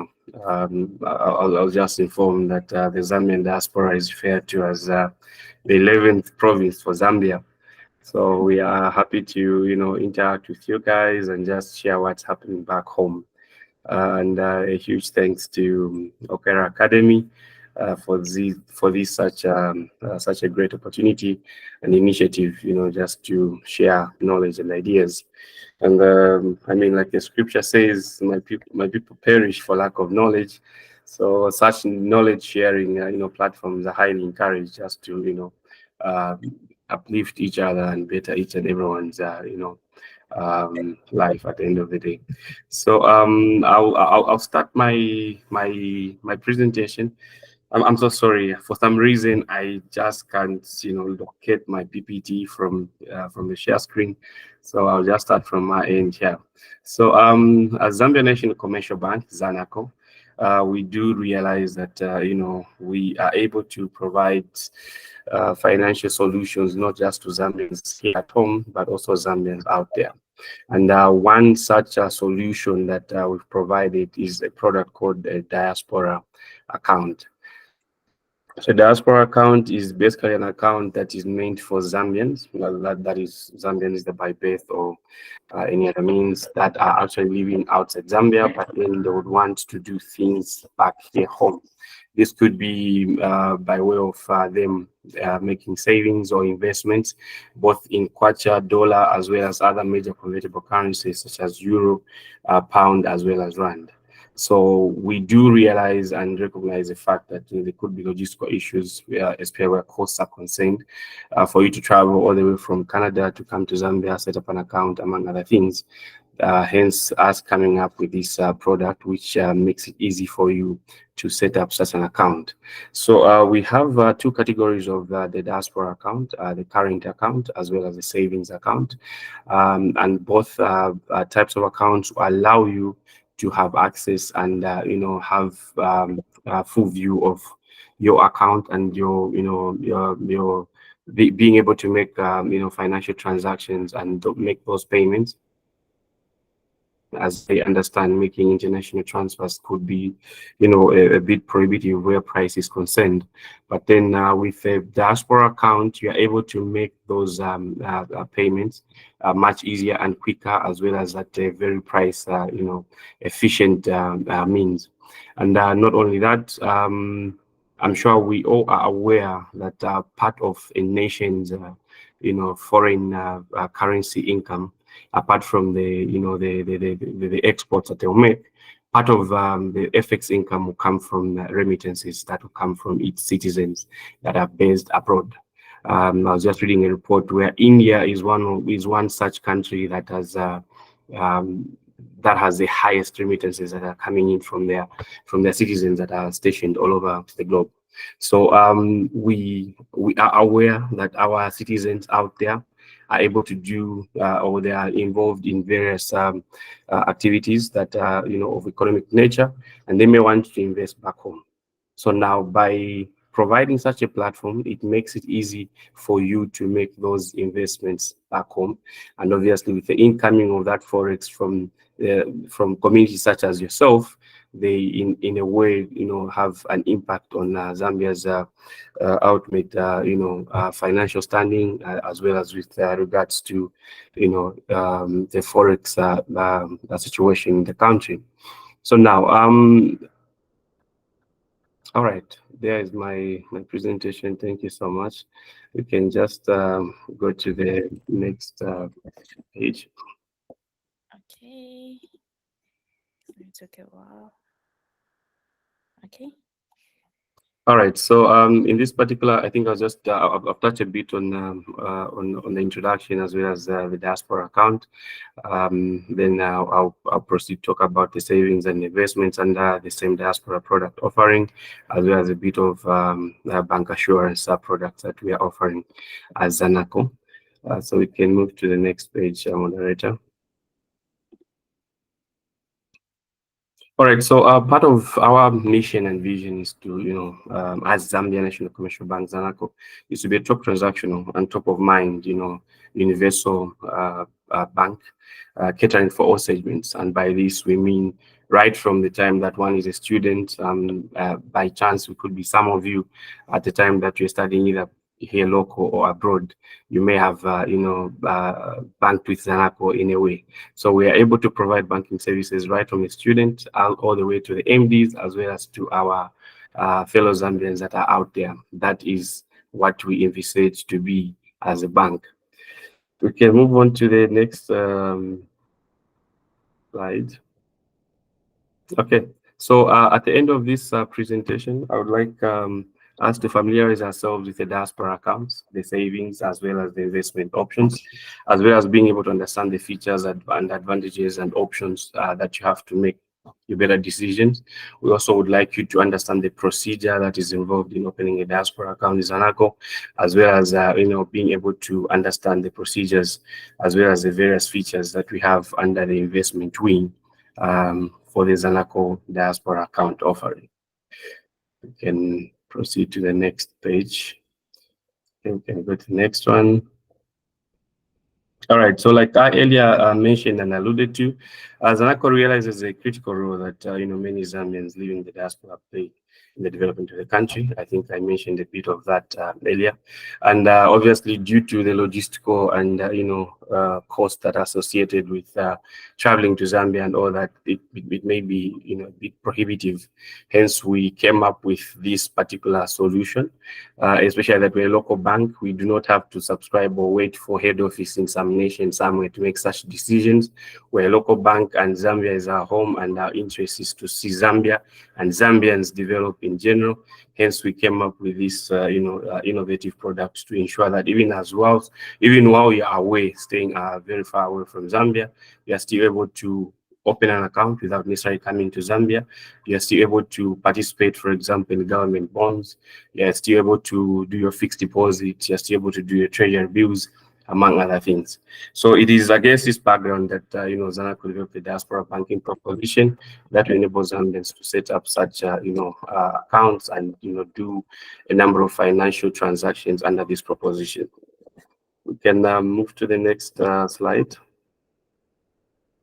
Okay, so talking about the diaspora account itself, the financial solution that the diaspora account will be able to give unto you as a Zambian living out there is that you'll be able to do your transactional banking, you'll be able to do your savings as well as investments where your banking is concerned. So now, with regards to your transactions, obviously you'll be able to make payments. You may have a business here, or you may have some activity that is happening, and you want to move money from your Zonaco account or to another bank. You'll be able to do both local and foreign payments through our robust and easy to use internet banking platform, as well as mobile banking. And in the long run, we know that at some point you may want to come back home. So you may want to ensure that by the time you're coming back home, you've got something that you would have saved up whilst you were active in service. So this is what we aim to do, and this is what we're encouraging you. But at the same time, in terms of long-term goals, we want you to invest. Like I mentioned earlier, we've got a number of financial instruments, including government bonds, as well as treasury bills. So we are able to handhold you in terms of giving you advice as to how you can actually invest, for example, in government bonds as well as treasury bills, starting with the opening of a CSD account, as a Central Securities Depository account, depositor account. Then as and when there are auctions, we are able to give you that information and guide you on, the rates and all that, so that your bids and your bonds are successful. So this is part of what we are doing in the investment space. We can move to the next page. Okay, so some of the features for the diaspora account, that you're going to have zero opening balance. You have an option of getting a Visa card, meaning, like I said earlier on, since we offer this account in multi-currency, starting from Kwacha and all other major convertible currencies, you are able to have or request for a debit card, which we're able to mail to you once it's available, once it's ready rather. We're able to mail it to you, and you're able to make those transactions with your Zambian Visa card. You will get your e-statements as well as your alerts, and there's no minimum operating balance. And like I said earlier on, it's available in those major convertible currencies. We can move to the next. Okay, so some of the requirements that you need in order for you to set up such an account. Number one, we need a duly completed diaspora account opening form. At the end of this session, I'll be able to share my email address as well as my number, so that we can interact both on WhatsApp as well as email, in terms of information sharing as well as documents. So we need the account opening form, which we'll be able to provide to you. We'll need your passport photo. We'll need a valid copy of your ID, your passport, your NRC, as well as a proof of residence. So proof of residence, we are talking about a utility bill, which is not more than 3 months old. We could also use your bank statement, as well as long as your address is inscribed on there. These will be able to give us that proof of residential address, as well as a copy of the tenancy agreement. That will also suffice as proof of residential address. Then lastly, we'll need a reference letter, either from a fellow Zanaco customer or from the embassy, as well as foreign affairs. Any one of the three that is able to work quick, we'll be happy to set up that account. So once these documents are ready, you are able to scan as one PDF document and send them through. We'll be able to do the account. Once the account is ready, we send it back to you with the account details and aid you to make that deposit, so that the account is activated, and we'll proceed to put you on the e-platform, that is the mobile and internet banking, so that your banking is seamless and easy to use from that point on. We can move on to the next slide. Yep, we can move to the next. Okay, so similarly, in the just like with the current account, the savings account. So basically, this is where you now want to just have money, to save for that rainy day or for that particular target that you have. So we are going to have a diaspora savings account. So you can have both a current account and a savings account. And with a savings account, it will have no monthly maintenance fees. It will have the alerts. It will have interest that will accrue to it. And you equally can access it through internet banking. And there'll be those minimum balances that will apply: a 350 for a Kwacha account, a 350 rands for a rand account, a $20 for a dollar account, 25 for a euro account, as well as a 10 GBP for a pound account. And you can actually set up direct debits and standing instructions to either take money in or out of it. We can move to the next. I do have a couple of questions that have come in on the previous slides, Daniel. And one was, how do we make an initial deposit? And then for the documents, how do we mail them in? It's because you need the passport. Is it an e-photo as well? Is it electronic? Okay, so starting with the documents, all of them are e-documents. So you do not necessarily have to, after scanning, you do not necessarily have to mail the document, the physical documents to Zambia. There's no need for that. As long as everything is legible and clear enough, that should suffice in order for us to set up the account. Then with regards to the initial deposit, you can transfer money from your either your Canadian bank or using any, there are quite a number of money remittances platforms that are available at the moment that you'll be able to do that. Others will tell you, look, I've got this business or I've got rental income that is coming in from Zambia, which is usually sent over to me here. You can actually also just share the account details with whoever point of contact that you have here to make that deposit on your behalf. So you can use any one of those various means to send through. Perfect. Thank you. Thank you. There's a few more questions, but we can ask them towards the end. So I'll let you continue. Okay, great. All right. So now with regards to investments, I'll be able to talk about a fixed deposit. So currently we're offering fixed deposits from 30 days all the way to 1 year. And we're offering these both in Kwacha as well as in dollar. So for example, in Kwacha, we're offering 30 days will be at 5% per annum, 60 days will be at 6, 90 will be at 7, and 1 year will be at 10%. However, these are board rates. Depending on the amounts that you are saving, or in short, the higher the amount, then you have a leverage to actually negotiate on the rates. So the board rates are just indicative. So depending on the amount that you're saving and depending on the period as well, there is a chance that you'll be able to get a rate higher than what is actually displayed on the screen. Then in terms of USD, as you can see there on the board, there is up to 3.8% for a year. However, that can go as much as 4.5 to even 5%, depending on the amount that you intend to save with the bank. So this area talks to what I spoke about earlier in terms of remittances. I also took some time to just check around, especially in the Canadian market, where the rates are and all that. So you find that being a local bank and offering such rates, we are kind of competitive. And I think it actually works better for you to have this money invested in your own country as opposed to, out there. So there are no monthly maintenance or any fees or commissions that we charge on this one, and interest is paid. On Kwacha deposits, you have an option of getting your interest upfront, or you can get it at maturity of a deposit. So for example, if I do a 1 year deposit, if I opt to get my interest upfront, I can decide to get the money now, so that at maturity, I just get whatever it is that I would have invested as my initial capital. Or I can decide to have both my principal and interest at the end of the investment term. We can move to the next slide. Okay, so moving away from the traditional bank products, like I mentioned earlier, we are also able to help you invest in the government securities.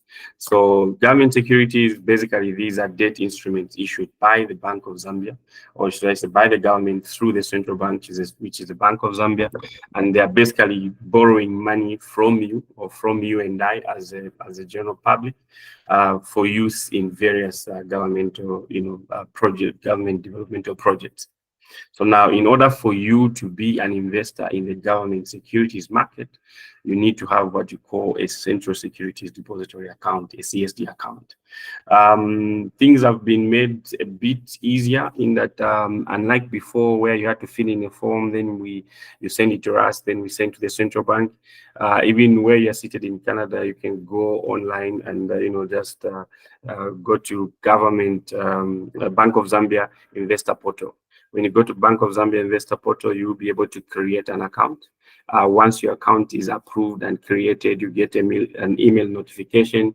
You then have a dashboard where whenever there is investment opportunities in terms of whenever there are auctions, be it for bonds or government or treasury bills, you are able to make your bid. But then in order for this to happen, you need to have a local bank account. So for example, I have a Zambia National Commercial Bank Zanaco account where I have my money saved, and I would like to invest this money in government bonds. So at the time that I'm setting up a CSD, it will need my Zambian account and all that. So at the time there's an auction, I'll be able to choose which term, be it in the treasury bills or in the government bonds section, and everything will just go smoothly. As Zanaco will be able to give you that help, as well as technical assistance that you may need, as we are cognizant that not everybody is a finance expert. So that is what we are able to do in that particular space. We can move to the next slide. Okay, so I think these I've already mentioned, apart from maybe the secondary market. So with the secondary market, this is where I, as Daniel, have invested in bonds, let's say, for example, for 10 years. But for whatever reason, I feel I have need to actually liberate my money or get my money back. Obviously, the government will not refund me, but then I can sell my debt instruments to any willing investor. And the bank is one such investor that will be easily able to get your debt instrument, and you can also be able to buy secondary market bonds from the bank. This will mainly be in times when, because the bond auctions, for example, for bonds, the auctions for bonds, for example, they're done once every month. So now, if at the time that you have the funds and you actually want to do the investment, it may be misaligning with when the next bond auction could be, you then can ask us as Zanaco if we do have a debt, is it a bond stock that we are able to offload to you. So this is where the secondary market comes in, and we'll be able to facilitate that as well. We can move to the next slide. Okay, this has already been covered. We can move to the next one. Okay, I know there could be questions on the bonds and the stuff, but like you said, since there'll be Q&A, I'll be able to take that one up. So quickly, as I go towards the end of my presentation. So in addition to offering you transactional services, saving services, investments, we are also offering you insurance services. So we have partnered with an insurance company called Prudential, which is a global insurance company, one of the biggest global insurance companies, to provide various insurance products, even for you who are out there. You could be out there, but then you've got a family that you're taking care of. There are those nieces and nephews that are going to school and stuff, and obviously at some point they will need to get into university, be it here local or abroad. So now, why not lessen the burden by making sure that you do start saving up for that huge expense that will come later on, that is inevitable, by signing up for an education policy, which you can do with a minimum of 5 years, and it goes all the way to 20 years.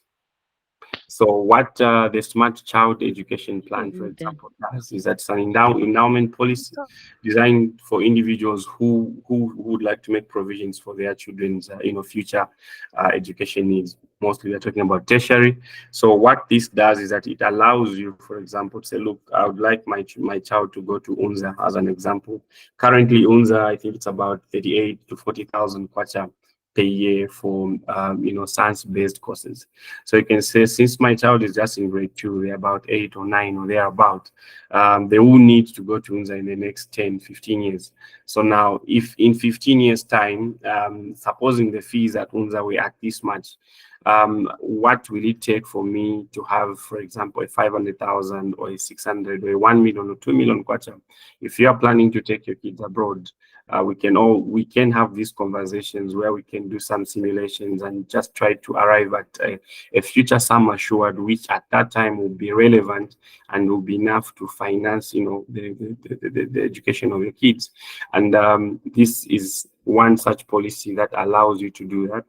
And the beauty about it is that in the event that you signed up for this policy, God forbid, but if you went to be with the Lord, as long as you signed up for this policy during your lifetime, even if you passed on, at the time that's supposed to mature, whatever value that you would have signed up for will be paid to whoever it is that you would have nominated as your next of kin or as a beneficiary and things alike. So this is what we are doing in the insurance space or in the life assurance space, just to help you make your future education expenses much easier by starting those savings now. We can move to the next product and our bank assurance products. We have a flexi farewell plan. So the flexi farewell plan, this is something which we cannot, debate or doubt. As long as we were born at one point, we are going to live the same way that we came. So now sometimes it does happen at times where we may not have the financial capacity to actually, effectively handle the whole situation. I think the notion back here in Zambia is that when you've got someone who is abroad, they've got all this money and, they've got everything well figured out. And should anything happen, they'll even say, to come and sort out this, whatever issue that would have befallen us. So the Flexi Farewell Plan is, I think, one great tool that can stress that comes with the passing, of a loved one and, giving them a befitting send-off. So it basically allows you to cover your life, your spouses, your immediate family, as well as your dependents. And this could be your mother, father, your in-laws, and anyone who is of insurable interest to you, such that in the event that they passed on, we will be able to pay up to 100,000 kwacha if it is the main life and their spouse, and everybody else other than the main life and the spouse will be able to pay up to 50,000 kwacha to just help with education, to just help with the funeral expenses. And we'll be able to make this payment within 48 hours from the time that you notify us of such a passing of the person that is covered. So at the time that one is taking out this policy, there should be at least 18 to 50 to 60 years, and for the extended family, we will be able to take them up to should I say at the time that we are taking up the policy, as long as they are not above 75 years old, we will be able to take them on. I think that's a little bit about that one. Then now the Smart Saver Plan. The Smart Saver Plan is, in my own words, I call it it's a personal pension plan that you have. So back here in Zambia, we have NAPSA, obviously, and for banks, they would go a step further and create an additional pension, such that in the event that you left, you'll be able to have access to that money. So what the Smart Saver Plan does is that it allows you to set up a standing instruction where you're saving a predetermined amount every month or every quarter or every biannual or annually. So with this plan, like I said, it's pretty much more like your personal pension, or it could be something that you're saying, look, for my 50th or for my 40th, for my 50, whatever birthday or anniversary or whatever it is, financial, whatever goal that you have, you can use this plan to actually make those savings. So you're going to make your savings every month or quarter, like I said earlier on, but it allows you also to make additional payments. And the more additional payments you make, even the final outlook in terms of your returns also is enhanced. And at the time that you're taking, obviously, you want to know what are your investment goals, what is it exactly that you want to achieve, your risk appetite, among other things. Once we've done that, we then will be able to go into calculations, say how much money would you like to raise after how long. We'll be able to do those calculations so that we then give you something that will work for you, something that will help you to meet those objectives. And like the previous policies, at the time that you're taking it out, you need to be from 18 to 60. And this policy will run for from the minimum of 5 years and going upwards, just to help you set up that those to meet those financial goals and needs that you may have. So this is what we're offering under our bank assurance space. We can move on. Okay, so basically that is what we are doing for you, our Zambians that are working hard out there. I know there are questions. Madam Moderator, please, you can help me so that I can take them one by one. Yes, there is a lot of them. You've given so much value and nuggets, Daniel. Thank you so much. There's a whole bunch of questions, but I don't think that I will go through all of them just because we have one last person speaking after you, and we want to respect their time. And I also just want to have a general Q&A session after. But we will have your contact information, Daniel, that we can share with the group in case they want more personalized advice. But for some more general ones, I think I will start with, is there a way to convert an existing Zanaco account into a diaspora account? All right, so for those that already have a Zanaco account, we won't be able to convert it into a diaspora account unless I check with the IT and technical side of things. But if you already have a Zanaco account, really, there's no need to stress. We still will be able to, attend to you and give you the help that you need, even with that particular account that you have. Because at the end of the day, you are a customer, you are a Zambian, and you are not in Zambia, based out there. So if you need help or any service, we'll be happy to, assist you in that regard. Amazing. Thank you. And then I see Mr. Pendwe's hand is up, so I'll take a question from him and then move on. Yeah, okay. Not really more of a question, but yes, it is. Remember, Mr. Mumba, we had a chat the other day. I think one of the requirements to opening an account in Zambia is that you should have a TPIN. So how can the diaspora community here navigate the process of accessing the TPIN? Okay, great. Maybe let me just share something in terms of a link.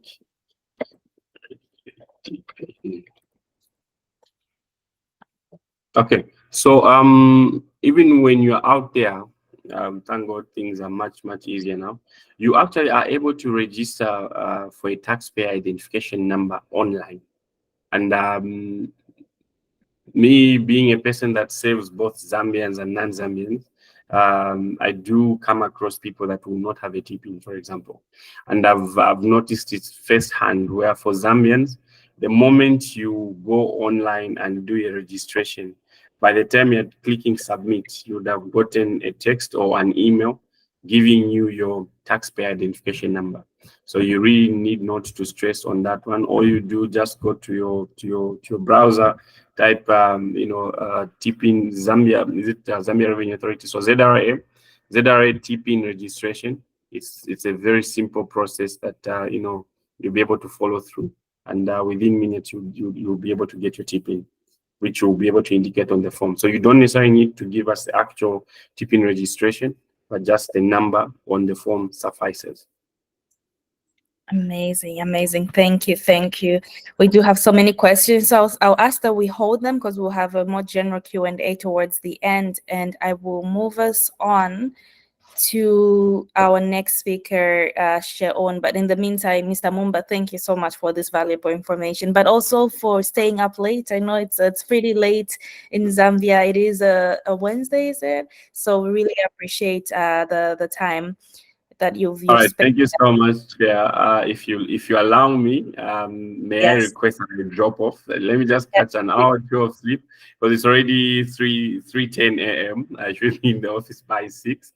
So No. whatever questions or stuff, please share my email address, share my number. I'll be happy to attend to them. Absolutely, absolutely. Please get your rest and you have a good night. All right, thank you. Bye-bye. Bye. We'll talk tomorrow. Yeah. Amazing. Okay, and then on that note, our last speaker, Sheon, our Nigerian brother, is again in the finance space. We know finances are a huge part of our livelihood, so we made sure to not miss any stones unturned on this one. So Sheon will be sharing with us about how you can leverage your rent payment actually to get cashbacks, to get rewards and shop with your favorite stores, and also build your credit score in Canada. And he's also an entrepreneur who's received quite a few amount of money from venture capitalists. So if you want to touch on that, because I know it's a huge interest for entrepreneurs in the room, please do so as well, Sheon. But over to you. All right, thank you, Justin, and thank you for making this happen. Thank you to everyone who stayed up late wherever they are and people within Canada. Okay, so my name is Sheon. I co-founder at PayFi. What do we do at PayFi? We help newcomers and generally Canadians or immigrants with low credit score rent faster in Canada, right? I don't have slides, so it's going to be short. I'll make it very short and direct and get to the point. Why did we start PayFi? We started PayFi because we saw that immigrants like myself, like ourselves, struggle to get places on arrival in Canada. Landlords expect that they have credit scores, which they don't. And when they don't, they say, you know what, get a guarantor who's local in Canada. Now, when you're unable to get a guarantor, they ask you to pay 3 months, 4 months, 6 months, sometimes up to a year in rent up front, right? This is a lot of money for newcomers because what happens indirectly is when you take a huge chunk of your settlement funds as a newcomer in Canada, it affects your life from that moment onward to the extent that if you say you're a trained engineer from your home country, you've paid about 60, 70% of your settlement funds to a landlord. The time you would have taken to leverage and develop yourself career-wise to take a course so that you can fit into the system very fast. Now you're under pressure to want to pay the next bill. So you have to go take minimum wage job, which in turn takes some of your time. And then you see that cascades into you being able to develop a career and earn faster quickly. So we said, how can we help? We can help by making sure that we protect and provide confidence to landlords to say, your fear is that a newcomer is not earning well and they're not earning yet and they don't have a credit score, right? What if somebody, a company could take the risk for this newcomers to say, you know what, we will protect them. When they default on their rent payments, PayFi will pay on their behalf, right? So that's how we got started with PayFi, to help landlords be less, show less animosity towards newcomers and be willing to rent out to newcomers, knowing that when they default, they have no business with them. Rather, they would face PayFi if the newcomer is taking a PayFi rent guarantee. And what did we do in return to also protect landlords, right? Just beyond saying a rent guarantee. We also need tenants, renters, newcomers, wherever they are, to be responsible.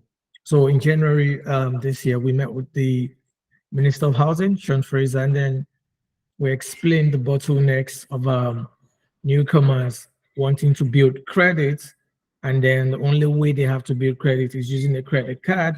And knowing that there's some nuances to using a credit card, you require some knowledge of how to use a credit card, when to pay off, utilization percentage, large transactions, when to pay back, all of that, right, could actually put you in more trouble if you don't know how to use a credit card. So we said, look, everybody pays rent anyways, right? As a newcomer, you're most likely going to pay rent. your rent is the largest expense you make every month.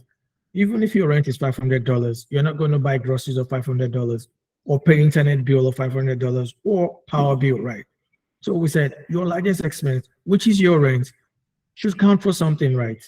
Why is it that as a newcomer, I get a credit card of a balance of say 1,500 or 2,000, and I'm paying off $100 or $200? Why is it that the missed $200 impacts my credit score positively or negatively more than a rent of 1,500 or 1,800 that I'm paying, right? It's not logical.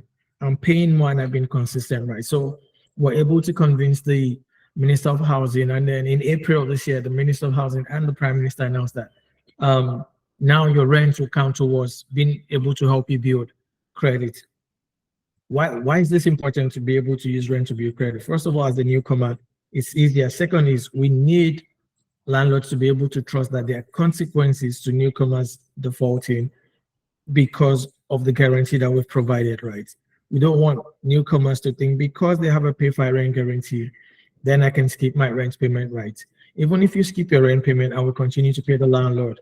It will show up on your credit score. Now the next landlord knows that you defaulted on your past rent and you haven't paid up, right? Or you haven't mediated and agreed on the payment plan, right?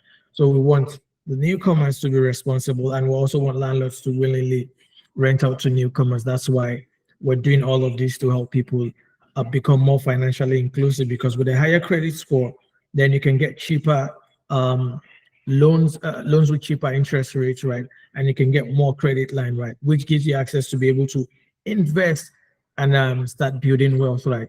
We're also hoping that with this, we can close the wealth gap between, Justina said something earlier, right? Between people of blacks, indigenous people of color, right? And I know that Jonah also mentioned that there are about 9 million Canadians, which is true, that have a credit, really low credit score, right? If you know what a low credit score is, which is below 650, right? 600 thereabout. Now, what it means is that all of these guys have been disenfranchised from the credit system because they need another credit card to be able to build credit, but they can't get another credit card because their credit score is bad, right? So how do they get out of that problem? We said, you know what, it makes sense for you to have another option, which is if you're paying your rent, even if you have a bad credit score, you should be able to rebuild your life with your rent payments, and to also make rent for a pay fine. We mimic the way your credit cards work, such that every time you pay your rent, you get some points that you can use to redeem gift cards on PayFi, right? And then, well, just like Wovio, we are connected to Equifax to help you report your credits. And in case you're wondering, I can see that China has a question, but I'll try to say a few more things just in case I might have answered some people's questions. We also allow you, even if you are what you call now, it's a shared lease, right? Where you have two people on a lease, Equifax allows us to report both of you on that lease to help you build credit, right? So I'm going to stop here and take questions so that I find it more interactive when people ask questions and I'm able to answer. It's more effective that way. So Justina, if you would Yes. indulge me to use the remainder of my time to answer maybe like 3-4 questions. Yes, no, absolutely, Sean. I will let Chanda ask her question and then I'll make a note after as well, because we do have an exciting giveaway attached to this as well. So Chanda, over to you. Mm-hmm.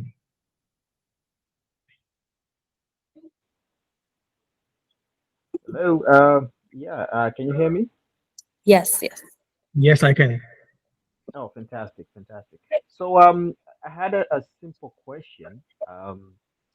You know, these you know, is it going to be like an app, or is it going to be in the form of a prepaid credit card that you're offering? Because I've seen so many various financial institutions, just like yourselves, come up with these ideas, and some of them, like, I've never really been inclined to say that our financial brothers and sisters have the capacity maybe to create some sort of like a card, instead of just somebody going online and applying for a loan or actually, this goes also to Jonah and everybody else that's doing the same type of business. But more successful ones, what they've done is they've simplified it in forms of, creating some sort of like a card, so that people can easily do it. You go online, you create a card, you apply for it. It's prepaid, but it's building your credit. So is that something that you guys are doing, or I just didn't? I'm not clear on that one. If you can just explain and Okay. elaborate on that one. I think I understand your question. You're asking if we are also helping people build credit by giving them a prepaid card and reports that to Equifax. First of all, you cannot report a prepaid card to build credit according to the credit reporting rules. But I'll come back to that. So on PayFi, regardless of the means that you use to pay your rent, whether you interact with your landlord or whether it's a pre-authorized debit set through PayFi, or you're using your credit or debit card to pay your rent on PayFi, all of it is free and gets reported to Equifax to help you build your credit. So for you to be able to report, you cannot report a prepaid card to build credit. That's the simple answer to your question. Are we building cards? Yes, in the future, in the roadmap, we would be issuing credit cards to our customers to help them. Just like I said, we want to give people access to build wealth, financial inclusion. And for that, it means that for that to happen, it means we need to be able to give people higher credit limits so that they can do more and so that they can keep their utilization low. The higher your credit limit, your utilization would most likely be lower, which means that you can continue to maintain high credit scores. But how do we do that? We do that by helping you consistently build your credit and advising you on the factors that impact your credit scores. That's what we're currently doing at the moment. Chanda, I don't know if I answered your question on the prepaid debit card. Yeah, I think you have. But I know a few out there that do it. It's sort of like a debit credit, but it's right here in Canada. If I remember the name, I'll tell you. But You're speaking about what Coho. Are you speaking about what Coho does? Which one? Coho. K-O-H-O. Yeah, that's more like a debit. Yeah, a Coho, like a Coho. Yeah. So what they do. So what Coho does is not exactly a prepaid card. What they do is they ask you to do a savings and then they book a loan on the other leg to match that savings. Say, for instance, Justina has entered into a core program to build credit, and she says she wants to do a savings of $2,000 a year. What core does is core is going to open a second leg of a non-interest loan for Justina, right? To say she has borrowed 2,000. Every month when she saves, they record that as a repayment and they report that other loan that they've opened to Equifax to say she's repaying her loan. That's how they handle that. Understood. Alrighty. Okay. So seeing that we don't have any more questions, and in the interest of time, Sean, thank you so much, and thank you for waiting again till the end. I know it's been a long call, but I appreciate you as always. But I was gonna mention one thing is that we do have a giveaway, actually courtesy of our friends from PayFi, which is discount on your rent if you do sign up on their platform for 2 lucky winners. So all of these resources, I know everyone is tired, so all of these resources will be shared in an email after for you to review. Take a couple of $100 off your rent. And on that note, I will pass it over to Mr. Pendwe again to give us just a bit of some closing remarks and stay for a Q&A. I know there's so many questions that are perhaps directed specifically to the mission, and he can take on those questions and then we'll go from there. But Mr. Pendwe, over to you.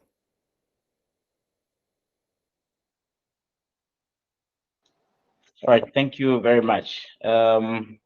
Really, at this point, I just want to thank the presenters. I think you've done a really wonderful job.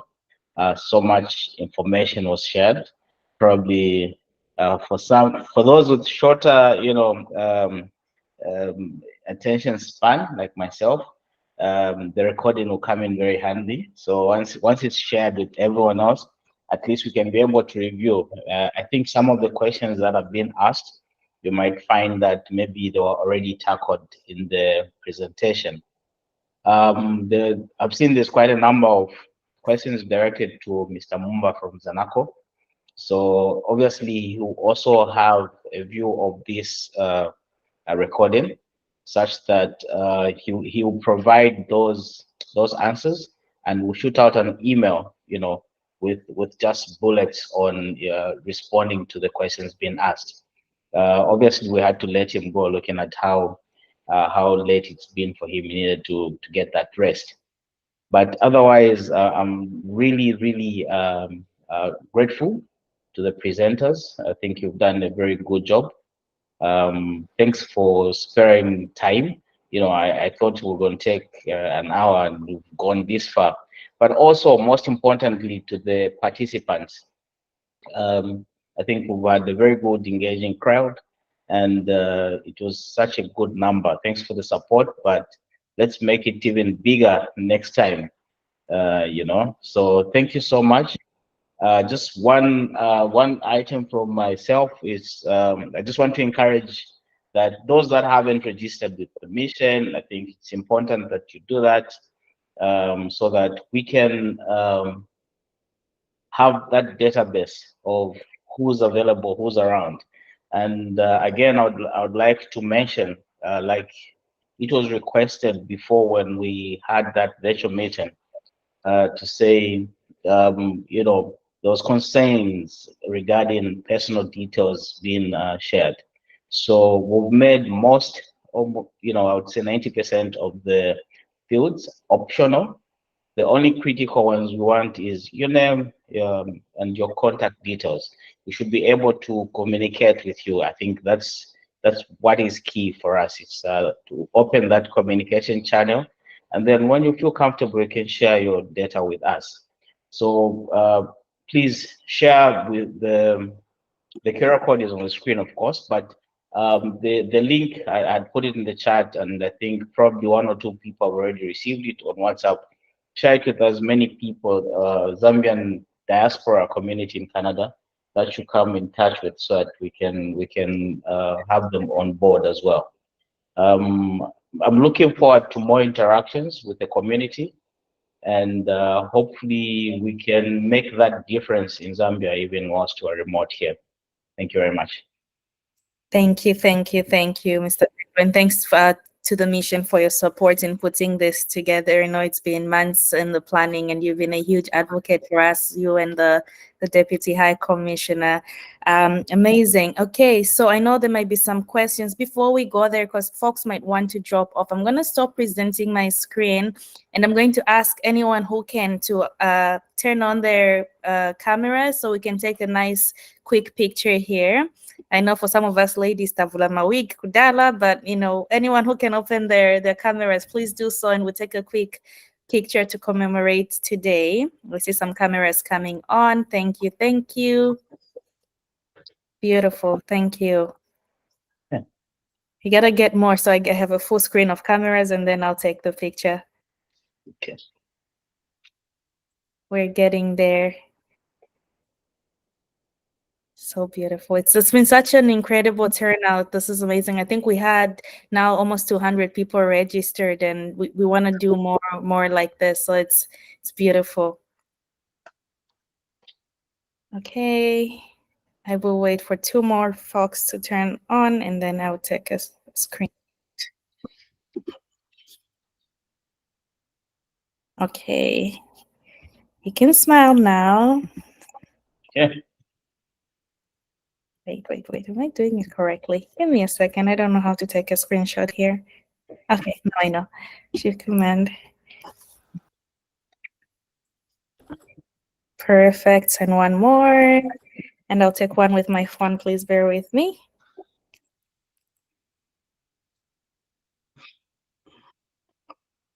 Beautiful. And you can say Zambia Kuchalo and smile. Oh yes, Zambia Kuchalo. Zambia Kuchalo. We got a bros from Kalanawi, California. perhaps you can do something about him and bring him to Canada to train. Yeah, it did. Yeah. So there was a question from Sikaile. Sikaile. I don't know if he's still on. I don't know if it's a he or she. Sorry, by the way. You just say Skyler, Skyler, Skyler Square. Yeah, we're open for Q&A. If anyone wants to jump on, Zikaile, you had a question. We're open for Q&A. That's all. They're still not here. Okay, maybe I pass it off to Chanda Chilufya and then Mandak Muteke after. Okay. Yeah, my question is actually for the mission. My concern, it's relating to my own personal experience. The time when I came to Canada, like 11 years ago, I came here as a student. And when I came here as a student, of course, I was studying and everything. But there's one thing that I discovered that actually, baffled me. Zambia did not have any kind of scholarship programs running in any Ontario schools in Canada, despite having a mission here. So, me, when I was trying to get some sort of facts, You could kindly keep your mic stable. You keep on fading off, and kindly repeat your question. All right, can you hear me now? Yes, now we can hear you. Okay, so when I came here, I had a challenge. I was in a 3-year program, and during that program, I found challenges. I found out like, look, books were expensive and everything else. So I started to apply for loans. When I started to apply for loans, when there's a website at the college, there was a website. It gives you countries, where you're from, and Zambia was not among those countries that are offering scholarships for Canadians living here. I could see my friends, Mexicans, Indians, people asking why are Indians more everywhere? It's because of the institution and the government itself and what they've done in these other places. So I went to my principal, and he told me like, I can tell you one thing we've never seen. And at the time, I was actually one of the very few black people at the college. It's a few years ago. So I sat down like, I've never seen somebody to come to me and ask about this. Why don't we, contact your embassy or anybody? And I could not get hold of anybody. Every time I make the call there, the phone was just ringing. And I thought to myself, what's going on? So there was an option for me. Luckily, the college itself was actually hiring people like volunteers. Well, what's the name of the college? I will tell you in a separate email if you want to email me. The reason I'm asking, honestly, I think your question is taking a bit too long because I've got a follow-up question. I'm glad you're asking about education because I'm the one in charge of education at the mission. Yes, in simple terms, I can tell you one thing. Yeah. In Ontario, you can ask anybody. There are no scholarship programs running for Zambians. Okay, so by scholarship program, do you mean being run by Zambia? Well, Zambia as a country or as an embassy or whatever it is, but it's a Zambian scholarship program. So like me, when I go, there's a website, like if you go to any college in Ontario, you want to apply for scholarships. Yes. Yeah. You can say, okay, I'm from Mexico. You go there, they'll find there are hundreds of different kind of scholarships that Mexicans living abroad can apply.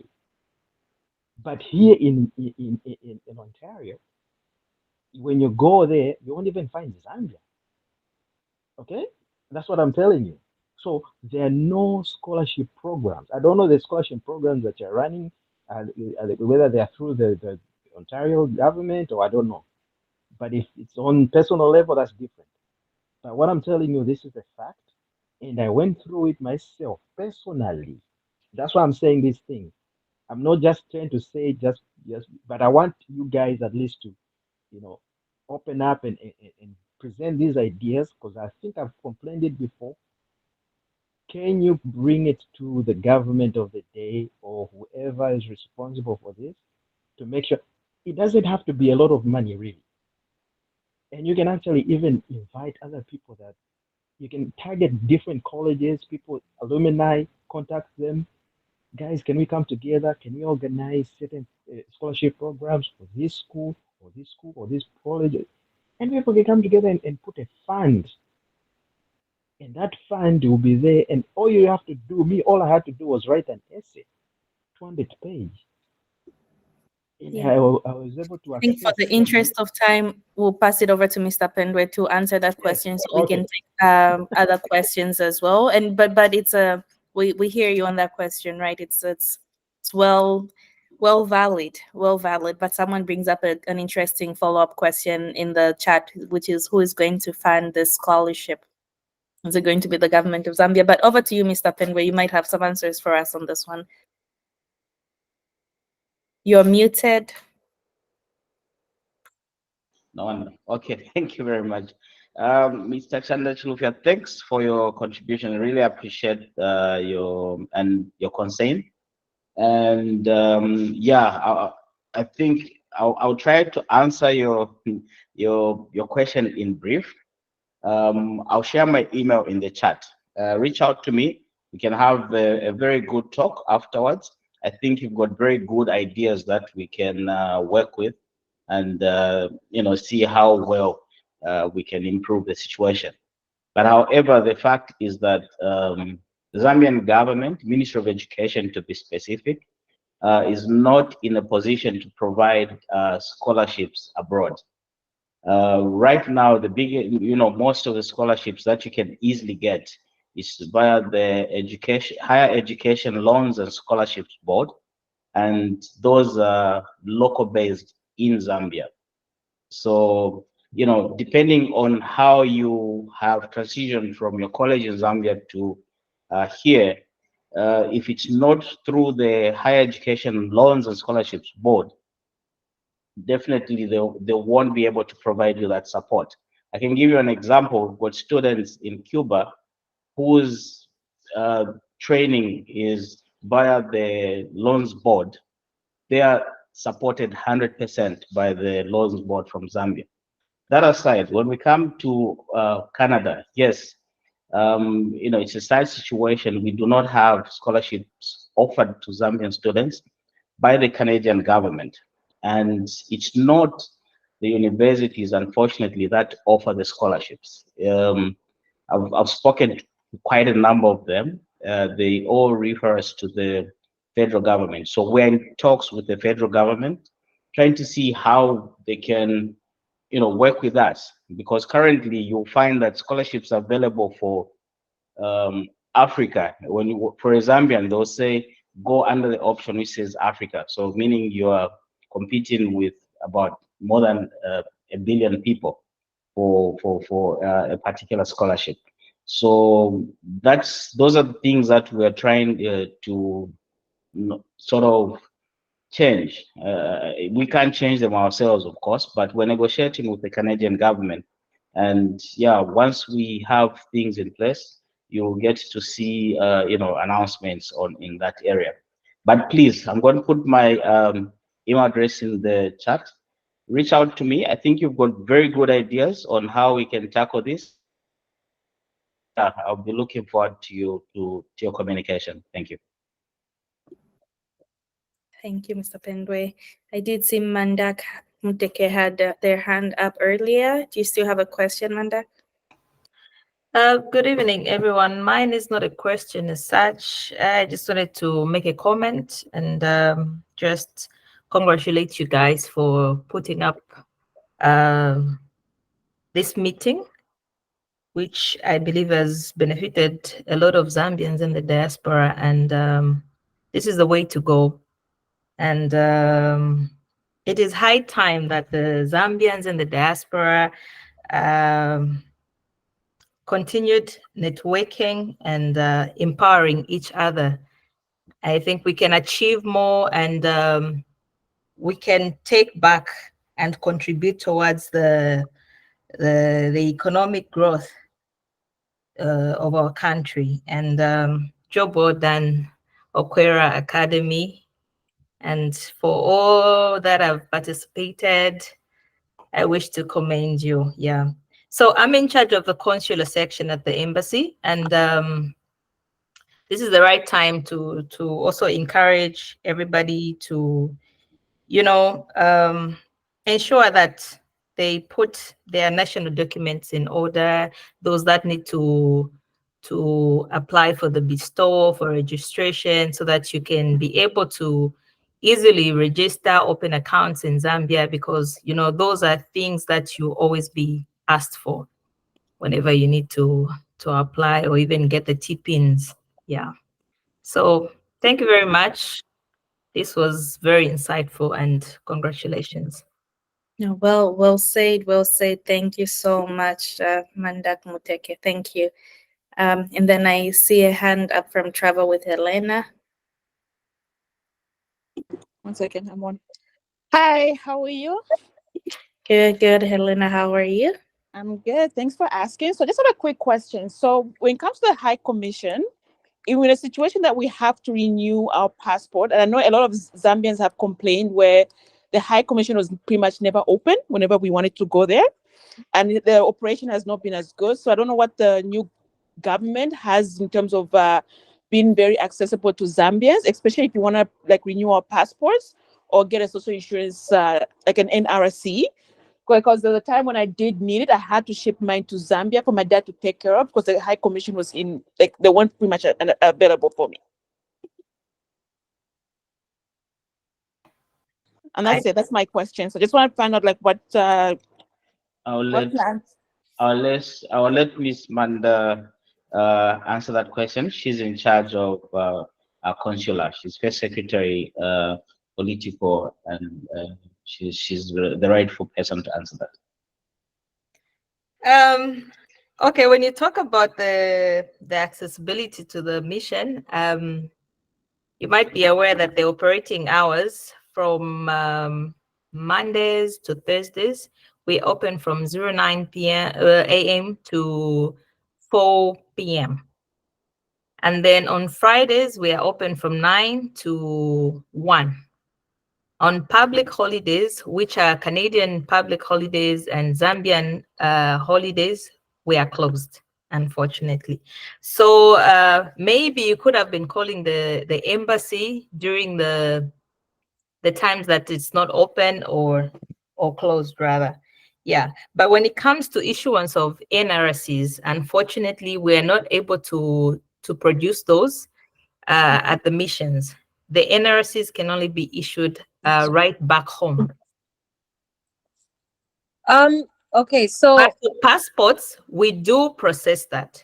The only requirement is that once we send you the application forms, because we haven't yet reached that level where we're able to provide you the application forms via our website, which you can download. We haven't yet reached that level. So we're still doing it the old school way, where we still have to send you the application forms. Yeah.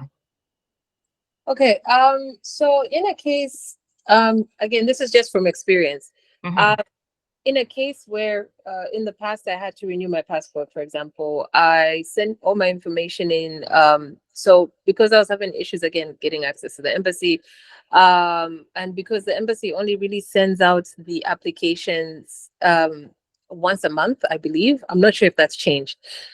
Yes, so I had to have my application package sent through somebody else, and when it got to Zambia, I had my Canadian information on there. My mailing address, my physical address was my Canadian address, and then I was asked to have to attend in to go in person to get that done, to get a new passport. So it just seems depending on who you talk to, there seems to be a lot of inconsistencies with the actual process. And so that's another thing that a lot of Canadians are a lot of Zambians in Canada are really struggling with, because again, we don't really have the best access to the embassy, really. Even if we try and call over the phone during what we are told are the work hours, we don't get through.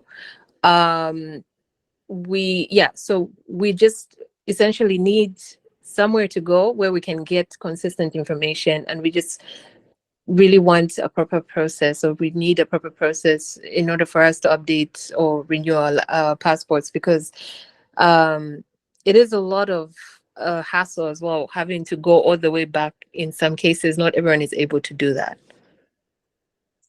Okay, no, your concern is well noted, and I think we're trying our level best to improve our service delivery. And if it comes to trying to communicate with the embassy and we're not accessible, we're in the process of changing our communication system, which is the phone system, whereby if somebody's not in office, at least the calls could be at least channeled to the mobile phones. So I think that is going to improve giving feedback to the Zambians out there. Yeah. Just a quick one on that, Miss Manda. I think you need to be careful on that. So yeah, basically the new telephone system will allow the owners of the various desks to be able to review the call log and be able to call back. The current system is it's old. It's an analog system, so you find that its capabilities are quite minimal.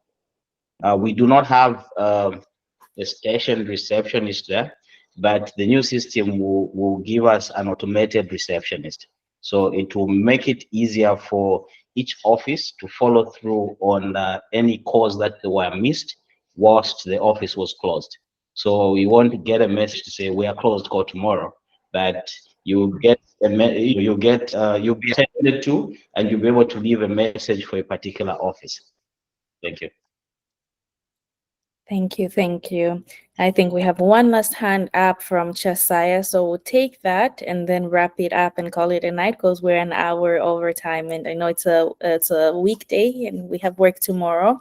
But over to you, Chesaya. So this is not a question. I think it's more a comment.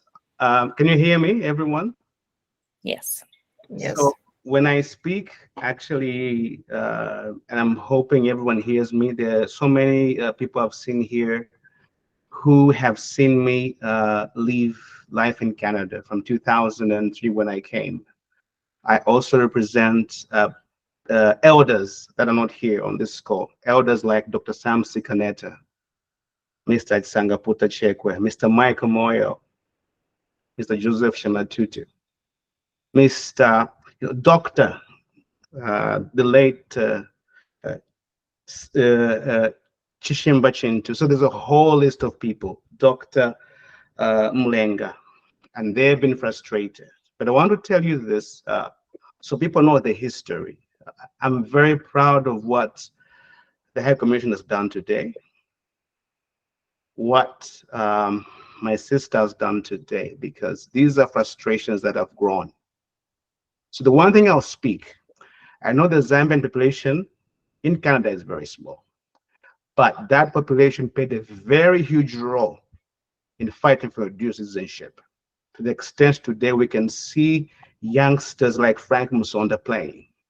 We're a very small community in Canada. Not even the US did what we have done. And I'm saying I speak on behalf of them because they're not here. And so many names I can't mention. So this is the start. Mr. Pendo, what you have done today is realistic. It speaks about coming to Canada, you don't have a job. What do you do? Where do you go? Who helps you? Do you want to start a business?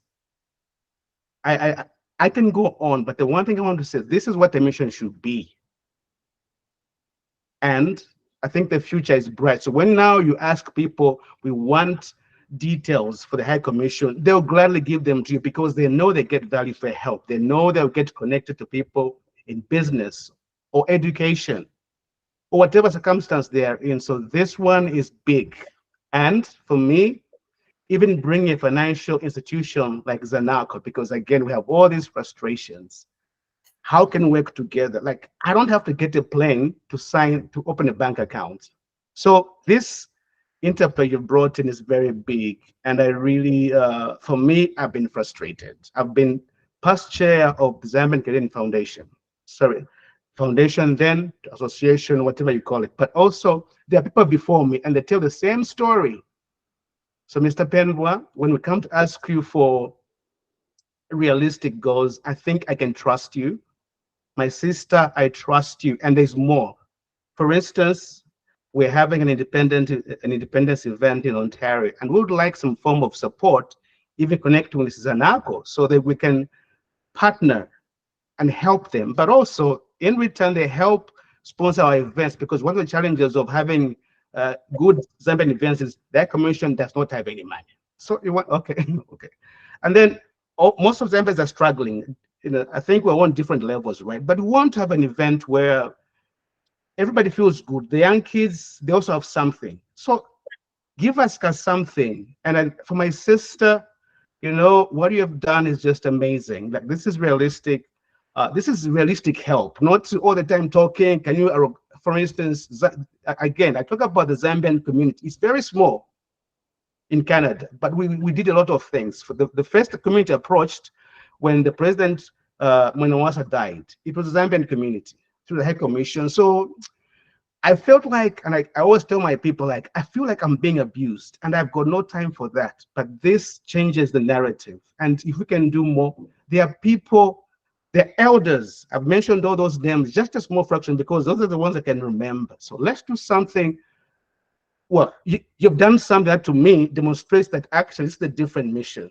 And if the people can do this without all these professionals we have, like I'm hearing my sister starting at 2021, I was like, okay, me, like, I'm doing stuff like, oh, I've been able to do this, and the business language she speaks, not even, what was the word, like missing her words, just from point A to point B. I think this is what we need. This is something that everybody needs. There are kids here who are doing so well, but they've got no connection to Zambia. So what can Commission do? But I think also the ideas from our sisters, and she brought in a whole array of speakers from different countries, different experiences, and they bring value to the Zambian diaspora. The one thing I was very happy about is she's not minced. She just said she would use Zigololo. And she was like, oh, we are bringing someone, bring that. Like, it's just, and that's what we should be proud and free, and bringing knowledge from other communities to bring value to us. So I can go on. I think I would like to have a meeting, maybe privately with everyone else here, but this is really the true definition of Zambia Kuchalo. We're all learning from each other. We should help each other to get better. But this one, I have no words. Thank you so much. No, that was very, very well said and well received. Thank you. I'll leave Mr. Penwood to share some heartfelt gratitude and echo the thanks on that one. But that was, yeah, we really appreciate that. We appreciate that validation. Awe wakaramba wachasaya watotera. He knows why I started the sentence with Awe. He says the quickest way to tell if one is from Zambia, when you ask them to say, how are you? They will say, no, we are fine. So they'll start by refusing this. But otherwise, thanks for those sentiments. The embassy is open. Whatever time you want to drop in, you can come through. I mean, those that live in Ottawa that are within, they drop in anytime. So when you're in Ottawa, please feel free, come through. We'll make sure we serve you better. Thank you. Amazing, amazing. No, thank you. And the sentiment is echoed back to everyone that attended here. I've run a lot of workshops and sessions like this virtually, but this by far has been very interactive. I think someone, maybe Tawani Mutale, also mentioned how beautiful it feels to be amongst so many Zambians for the first time in years and even decades for some of us of being in Canada. So we really appreciate that you came out, and you came out in numbers, and you brought our Zambian spirit of Ubuntu and of community. And we see it so much here in how you've shared resources and how you vulnerably shared your stories. And that is very, very much appreciated. This is truly just the beginning. And like you mentioned, Mr. Sichilima, there's lots of Independence Day events coming, but we don't want it to be restricted to just October 24th, right? Throughout the year, how do we make sure we're coming together and exchanging value? And that is underway. And that is, I don't believe, a mission for just myself or just, and that is on all of us. And so this is, I guess, the perfect segue as we leave and as we head out is a call to action for all of us in your different capacities, right? We've all been given different talents, different gifts, different skills. How can you serve using those God-given gifts and skills the community? Is it maybe by throwing an event like this? Is it by bringing us together with food, the kawali and chikanda, whatever it is, right? Just the different gifts that we can bring people together. And I will also touch on something that unfortunately, we didn't have anyone touch on today, and that's something we want to talk about going forward in the future. It's also the mental health crisis. We know that it is a lonely journey, moving here by yourself, coming here, being away from family, being in the Canadian cold and away from the Zambian sun, right? We know it really gets to us, but you never have to walk the journey alone. And this community we're building here is hopefully proof that you don't have to walk the journey by yourself. So let's continue to walk in the spirit, to provide support to each other, to be available to each other. You know, if for whatever reason I don't have food tonight, I'm Zambian, I shouldn't go to bed without food. There's way too many Zambians in Canada for me to go to bed without food. Right, let's bring that spirit that we have back home, where if I don't have salt, when the they give you salt. How do we bring that in here? We're in Canada, but we don't have to be of Canada. We are Zambians, and we're Zambians at heart. And yeah, on that note, I think I'll wrap it up and let everyone get some rest. It's been almost 3 hours of beautiful conversations, and it's much appreciated. But thank you once again, and wishing you all the best, and we'll stay in touch. This recording will be shared, resources will be shared, as well as upcoming events will be shared. I believe there might be a Zambian WhatsApp group somewhere, Mr. Penwe. If we have one, we can share it with resources again, just so we're in touch on a more constant basis. But yeah, thank you. Wishing you all a great night. Thank you. Thank you very much. Thank you. All right, cheers.